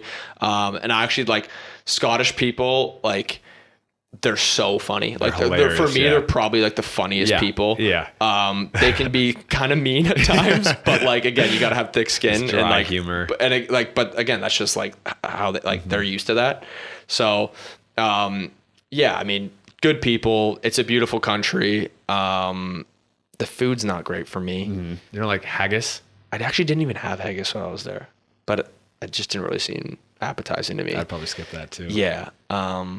But I mean, the football culture also was probably my favorite, like just the games, the atmosphere, like it was just sick. And so I think it's Mimi's all-time dream to live in Edinburgh, Scotland. So I would go into Edinburgh like pretty much every off day. Yeah. So sick. Yeah. Unbelievable place. Yeah. It was about like a 30-minute train drive for me. So that's her dream. And yeah. Every time. Has she ever been? She's been to Edinburgh once. Okay. She lived in Bristol in England. Okay. For like 6 months for an exchange student thing. Nice. She's been to London a few times. Yeah. But yeah, she loves it over Edinburgh's, there. Yeah. She loves it. You have that big castle. It's like up on the cliff. When I first started playing pro, and I'm like, I'm trying to scrounge up a career in the USL. Yeah. She's like, why don't you just get a contract in England or Scotland? I'm like, maybe it doesn't work that way. I wish you could just be like, you know what? I want to play here. Yeah. Just throw the dart in Scotland and play for that club. Yeah. Like the visa restrictions for US, I don't think they're coming after me. Yeah. Just send them an email. Hey guys, my wife thinks it'd be cool if I could join your club. Do you mind? Yeah, but that's still on her dream list. She's trying to manifest it. Yeah. I don't know. Yeah. No, it's a cool place. It's a really cool place. Yeah. So then you went to Colorado after. Colorado, yeah. And Colorado. And Brendan Burke had just left there. Brendan Burke, yeah. So he was the one who brought me there, and then they just had a good. They just had a really good year. I think they were in the Western Conference Finals. I think they lost. Yeah, so they had a good year. And like again, me not playing for 6 months, I was just like, I got to get back playing, right? Because I was like, if I don't, like, I don't know where I go. During those 6 months where you keep on going forward in the story, and I keep on pulling you right back. That's fine. During the 6 months that you were a free agent after Scotland, did you just go back home to Toronto? Yeah, so I was just in Toronto. I was with my girlfriend at the time, and I was just like, I missed the window, so I was like, damn, like this sucks. So I was just kind of working out and training on my own, which can be tough. Just literally bringing a bag of balls to a field. Literally bringing a bag of balls to field, going to the gym, like running on a treadmill, just being like, hey, like. And again, that's the mental side. Not many players can keep fit during that time. 100%. It's hard. It's very hard. Yeah. Well, especially too, it's like, again, like in this, like you're always like kind of working towards a game day, or you're working towards something, like seeing like a light at the end of the tunnel. Whereas like for me, I was like, okay, like I missed this window. I literally can't sign anywhere for like a few months. So I was just waking up every day, just like waiting, which was like, again, high highs, low lows, right? So, but yeah, anyways, so I was able, like, Brendan brought me there, and then it was so funny. The first day I get there, he's like, hey, so I just got the job at Houston. And I was like, oh, okay. It's like, that's really interesting, because it was kind of funny. Like, that was similar to like when I went over to Scotland, like the manager that was there when I first got there, they parted ways like a week and a half after I got there. So I was like, damn, I'm going into another situation where I was like, go again. Another new coach, like right when I get there. Yeah. But so he ended up going to Houston, which was obviously great for him because he had a great year. And then Hoagie and James Chambers were the kind of head and assistant, and they were great, really good guys. And they were patient with me. Like after not playing for a while, obviously you lose a strength in your legs, and so like when I started the season there, I kept kind of like pulling my adductors just because I didn't have I just didn't have any strength in them just after not playing for a while, right? So yeah, they were super patient with me, and just like I didn't start kind of playing, like I had come on a few times for sub appearances, but then I kept like feeling it, so I didn't really play like a full game until like 13 games in the season. And then, so I was able to kind of scrounge up a good second half of the season. And I just signed a 1 year there, just, cause I was, I didn't realize how, long it was like, or like kind of where I would be at. And then like, I was like, I want to sign like a 1 year to see if I can get back in MLS. And then, so I was like, again, didn't have the year to do that just because I was kind of injured for half the year, right? So, and then, just signed the 1 year there, and we kind of both just chose, like, I kind of wanted to come back closer to home and be on the East Coast. And, again, super thankful to them because, during a kind of really crummy part of my career, they gave me, an opportunity to kind of get back into playing, and they kind of saved me a little bit. So I have a lot of respect for them. Yeah, it's tough. I literally, I know the exact feeling of coming back after a long stint like that, where you just aren't game And that was fit. my first one. That was like I didn't like, I had no idea like what that was like. And I was just like, I thought I would just be able to jump back in and be like, oh, like, and for me, it's the same thing as the adductors and hip flexors. Yes. Those are the weak little muscles that you don't use all the time. You don't even realize you're in the gym working out your quads, hammies, calves, like the big muscles. Yeah. And then you try to sprint and all of a sudden the groin goes. And you're like, it's the little ones that that you don't notice because like you've never had to. But because it's when you're in season and you're playing all the time, you're in the groove. It's just, you just maintain. That's all it is. Yeah. But then once you're 6 months out, it's no longer just maintain. Once you get back, it's you need to build up and ramp up the right way slowly, but still make a push because everybody else is flying. 100%. It's hard. 100%. It's very hard. Yeah, absolutely. But it's good. You got a good second half, which is the most important thing, is to finish strong in the 100%. USL. Yeah. And then so we, we had a decent year. We made playoffs and we lost to San Antonio, played them away. Mm-hmm. It's a tough place to play. Tough place to play, dude. Tough place to play. But yeah, so then then went to Hartford after that. Because Brendan Burke was at Hartford. So Brendan spent the year with Houston, and they had a great year. Yeah. They won the Open Cup, but he's from Connecticut, so he literally a few days after the season ended, he's obviously still in contact with the guys at Colorado, and they knew I wasn't going back, so he called me a few days after. He was like, hey, I'm getting the job at Hartford. Mm-hmm. He's like, I'm trying to change the whole kind of narrative of the club, and we didn't have a chance to work together, so I know this is kind of close to home for you, so mm-hmm. I'd like you to be a part of it. So I was like, again, I was trying to be, get myself back closer to home, so it made sense for me, and mm-hmm. I believed in kind of the project and what he was building there, and that was kind of the start of last season. Yeah, and our paths almost crossed that They did. year. Imagine, I could have been on the podcast so much earlier. Could have been on it, earlier, 2024. That would have been sick, dude. Yeah, because I was all set. I was in Hartford, all set to come into preseason on for day last one. Year, yeah. It was, I think, January 7th or 10th or something around Really? there. Yeah, so it was late. That's late. I was already moving because I was in Middletown, like I told you. Yep. And then I was moving into Antoine Hopeno's house that he had, so I was going to rent from him. Nice. I had the U-Haul, about ready to move into his. The U-Haul was packed. I'm literally moving into his house. Yeah. And then I get a call from my agent, nope, you just got traded to Detroit. I'm like, okay, well, really? I have half my stuff in Middletown. Yeah. Half my stuff is already being moved into this house here. So I got to repack it all up, put it into boxes, and then go to Detroit.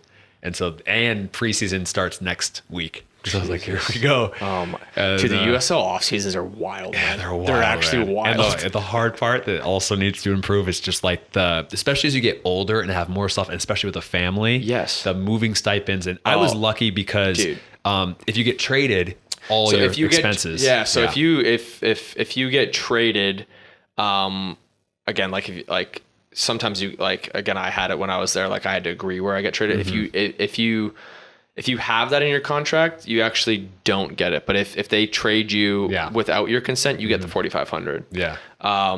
That's nice. Yeah. So I was able. But they need to get that for every contract. Because most times I'm fighting for you guys, man. Most times, most Januaries, especially as soon as I had a kid and everything, mm-hmm. every January I end up in the hole. Oh yeah, deep in the hole. Yeah, because it's you have to pack up, move 2 cars, all this stuff. You got Christmas to deal with. All those packing up all everything. Those expenses. Yeah, dude, it sucks. And then they're like, okay, here's $500 or $1,000, and you're just like, all right, that pays for gas. Pays for gas. Yeah, I got to go from California to Charleston on $500. Yeah, no, dude, I was the same way.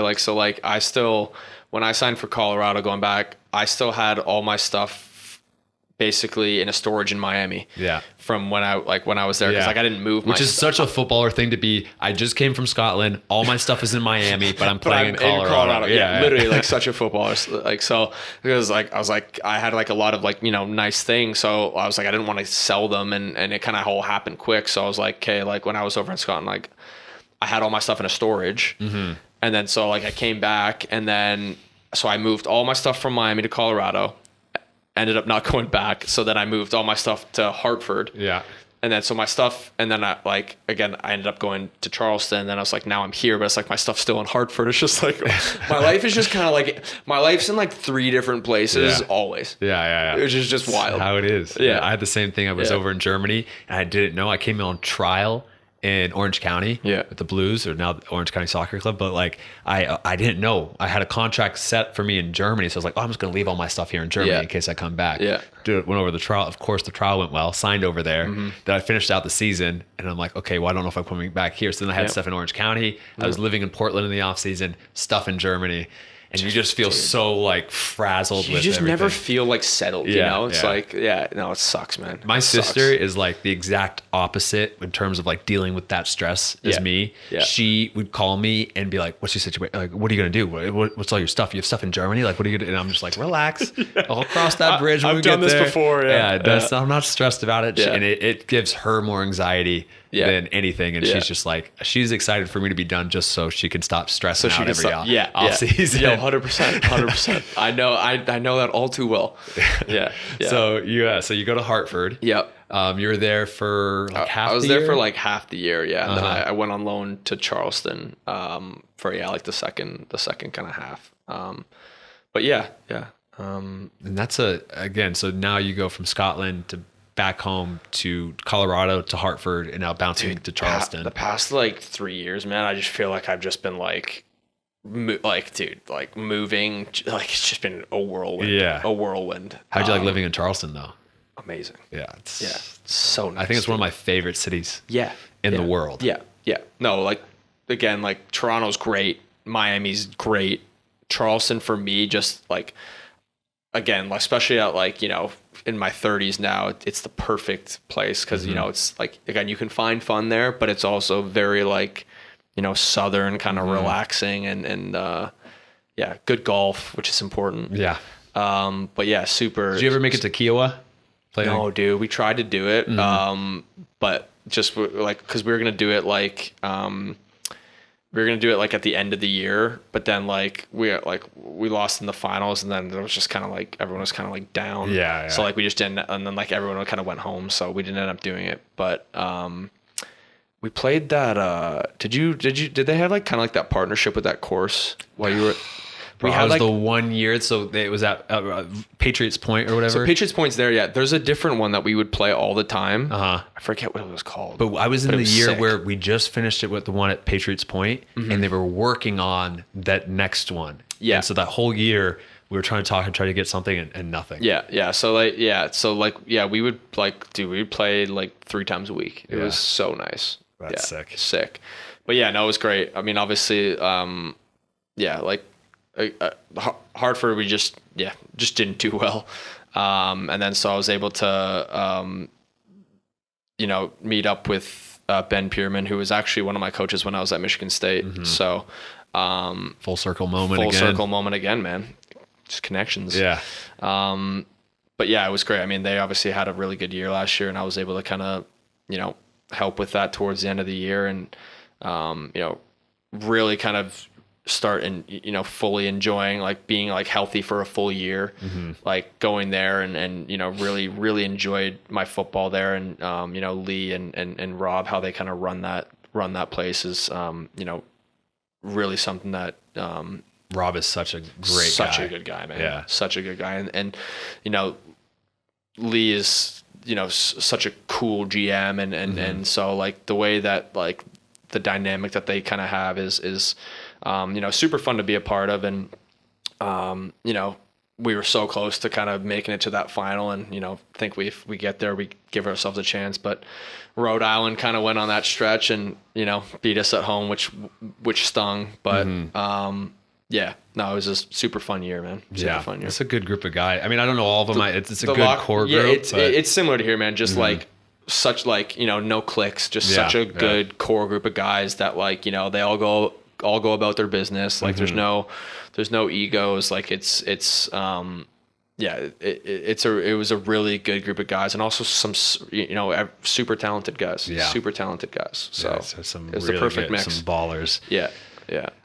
So then after that Charleston year, how'd it look? Were you talking about coming back to Charleston? Did you want something new? Most of the off season, like, I'd spoke with them, and, that was kind of like the plan. Just with kind of like the way my contract was set up and stuff, they weren't able to do it. Just with kind of what they had already had there. And it worked out, me going on loan just because it was kind of, just with the way that they were contractually and things, like it worked out for that time. They just weren't able to kind of do it from what again, I don't know all the details, working through my agent, but, I think both parties wanted to get something done. It just couldn't happen, just due to like where, my contract was at, where they were at with other contracts. So, unfortunately it kind of, fell through toward like at the end of kind of the off season. So I was kind of operating under the assumption I was going back. And then, so that kind of fell through, and, that's kind of when I reached out to Danny, because again, like last year, we played against you guys, and it was always like it was a different Detroit than I had played the year before, and I was like it's a very good team. So you saw Matt Sheldon blazing up the line. I saw Matt Sheldon blazing up, and I was like, that's a guy I want to pass the ball to. Because I'll get there. Yeah, no, I know you'll get there, and you're gonna have fun doing it. Yeah, yeah. Great time. So I reached out to Danny, and he's, again, I've known him a long time, and he's like, I saw kind of how he kind of transformed the club this past year, and I was like, look, he's somebody I really want to play for, and again, still close to home, even closer than Hartford. So I reached out to him. I was like, hey, love what you've done for the your first year at Detroit. I was like, it's somewhere that there's only a few places that really kind of on my list of where I wanted to be, and this was at the top of the list. So was super happy that we were able to get it done. Yeah, and it's interesting too with the Charleston situation.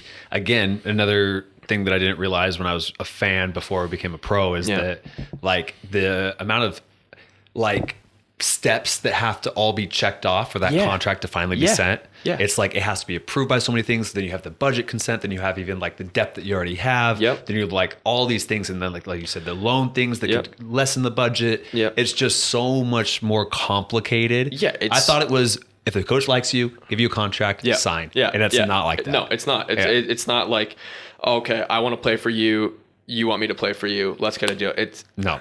And again, that's from an outsider's perspective, it can always be they just, he wanted to go there and they wanted him. The deal there's so much stuff that goes on behind the scenes. Sponsor the contract back out. The owner think, oh nope, our roster's already too heavy. Yep. Too full. I don't want it. I've seen, oh well, we're actually going to bring in this guy, and that's going to put 4 of our center mids, which mean after 4 center mids, we won't have enough budget for a right mid, and then it's just all these so things, many different things. Yeah, it's so much more. I like you. I would sign you, but we can't. So again, that's where it's opportunity and timing kind of comes into it, right? So there's so much that kind of goes into it, and so it's interesting, man. But now you got to Detroit. So now what is all your stuff still spread out? Where's your stuff right now? So I basically just have all my furniture and stuff that's just still in Hartford. So any plans to get it, or because you got a furnished apartment, right? Yeah. So you don't need it. I don't need it. Yeah. And I again, it's a decent amount of stuff, but I'm not paying a ton to store it. Yeah. So I don't know. I might send it back home to Canada to my parents, just because I'm tired of lugging it around everywhere. And it's just costing me more money. I think my parents and Mimi's parents too, are just excited for me to move on to the next chat. I mean, they want me to play and have fun and go after it, but they're like, I got stuff at my in-laws' house. I got stuff at my parents' house. My mom was moving out of her house right now. And she's just like, why do I have your jersey from FC Tulsa? What are we doing here? I'm like, well, I want to keep that. Yeah. But what am I supposed to do? Lug it all around for the last 6 years? Oh, my mom's basement, dude, is just all bins of just my jerseys from the Mom, years. I promise I will have a spot one day that I will take all the stuff from your house, and I will take it. I'm in. Dude, we're literally in the same situation, dude. Yeah. Yeah, it's wild. Yeah, man. so it's good. It is wild. But that's good. And so how's your experience been coming into Detroit with this locker room, with the guys, with the team, with Danny? How's that all been? I've loved it, man. I've loved it. Again, it's a good place to be. It's a good place. It is. It's a good group, and that's what I've kind of noticed. Early on, it's it's in this kind of league just because of the way it is. When you find a good locker room, you definitely want to keep hold of that. So again, I was a part of that in Charleston, and it was important to kind of go somewhere that had held high standards, but also had really good character. And speaking with Danny, I was like, that was the first thing he told me is look, we got a good group of guys and guys that hold themselves to a high standard. And I was like, that's all I'm looking for, because that's kind of how I started my career with Toronto. It's I've just been chasing that, trying to be a part of a good group that tries to fight for titles, and so I mean, that's what I've noticed. Again, you, Steve, Rutsy, guys that have been here for a long time, or even just last year to change the culture, and it's been super fun so far, and the football's been good too. So, I'm really excited for the year. I think we could have a really, really fun year. Yeah, it's looking good. I mean, I think we've had some really good additions. So it's crazy that the first game of the season is in 4 days? Wild. Yeah. Wild. Comes up fast. It kind of, again, this off season's kind of felt, or preseason's kind of felt long, but also kind of not. Yeah. It's been weird. But yeah, I feel like that first, once that first game hits too, then it's just and you get in the swing of things, it's just the season goes by so fast, man. Yeah. It'll feel long at times, when you're playing, fast. but I think as you really get older too, everything goes faster. So yeah, 100%. I remember my first season, I was like, this fucking season never ends. Yeah. It just goes on. And I was used to college where it's 3 months. Yeah. I was like, it goes on. I was and the same on way. and on. Yeah. And I'm just struggling because I went with the mentality too, where it's I was doing a lot of extra training. I was always doing more and more because in college it's you can because you have so much time to recover. And, it's a 3 month season. Yeah. But my body was breaking down. Yeah. And I was like, I can't do this for 10, 11 months. No. I need to take a step back and maintain more and become a little bit more professional about this. Yeah. No, that is actually that's so true. Cause I remember my rookie year too. I was like, I'm young.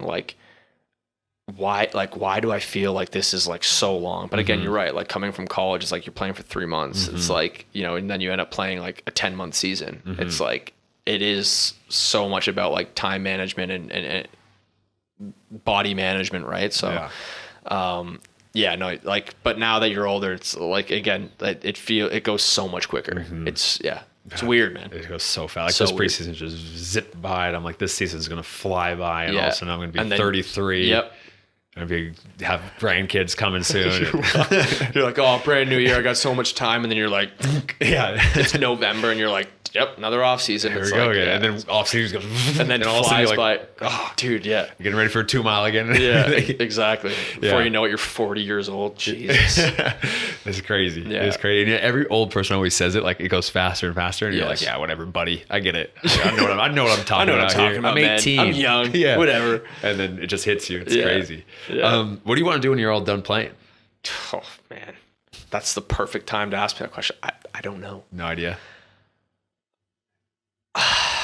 I still want to be in the game to some sort. I'm not 100% sure what I want to do. I don't know if I want to coach. I think that's kind of what I'm trying to really figure out this year and spend some time. Especially being close to Toronto, trying to, network there. And I'd love to kind of maybe get back with Toronto FC in some sort of role, maybe front office or something like that. I definitely want to still be in the game. I think I still I have a lot to offer the game on the other kind of side of it.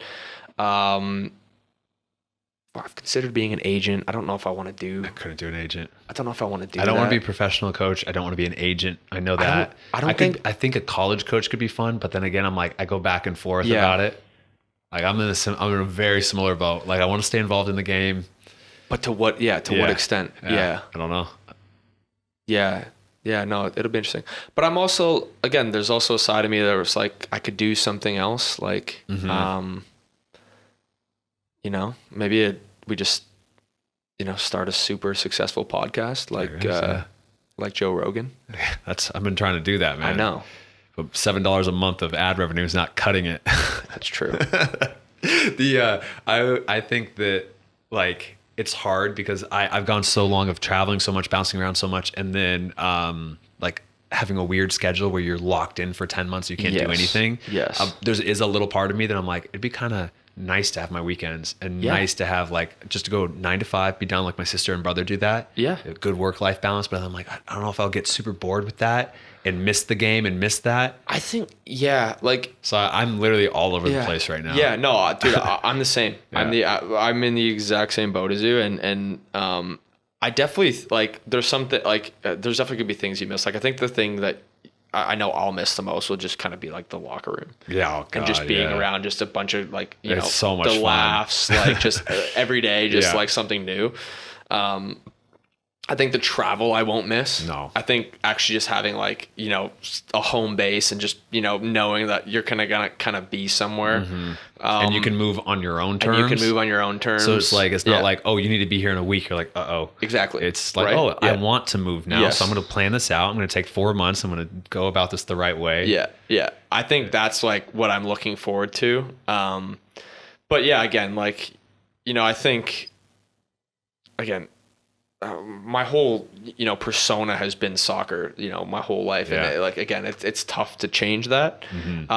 So I don't think like I don't want to put too much pressure on myself to like, you know, have it all figured out immediately.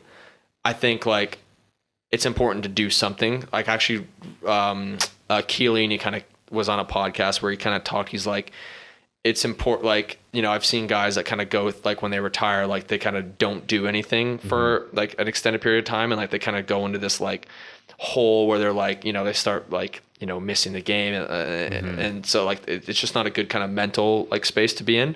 So, again, I'll, like, I don't know if what I do right when I'm done playing will be 100% what I end up doing, but I think it's just important to do something. And at least give yourself a grace period, because again, you know, no, I don't think anybody can tell you how to walk away from the game. Everybody walks away at different times, and I think you have to be ready to do it on your own terms. So, and like be in a place where like you're comfortable. So yeah, that's a good question though, man. That is something like, that's literally been like it's in the back of my mind, like every day. Like, okay, like what, you know, start to kind of, you know, see what you want to do. But yeah, I'm not sure. Yeah. I'll come back on. Maybe I'll come back on at the end of the year and ask you that question. Ask you that question. I think when I'm done, I'm going to do a full year of just YouTube. Just push it and see what can go. Well, it's like, you already have those kind of roots in place, which is awesome. Like because you're already kind of, it's still like, it's still a lot. A big worry is like, and Steve asked me about this like 2 days ago. Yeah. But he worded it really, in a Steve way? Yeah, in a Steve way. An anxiety-ridden way. But he's just like, exactly. He's like, bro, he's like, you worried when you're done and your YouTube channel just like crumbles because you're no longer a pro footballer? I'm like, well, Steve, I haven't really thought about it that way.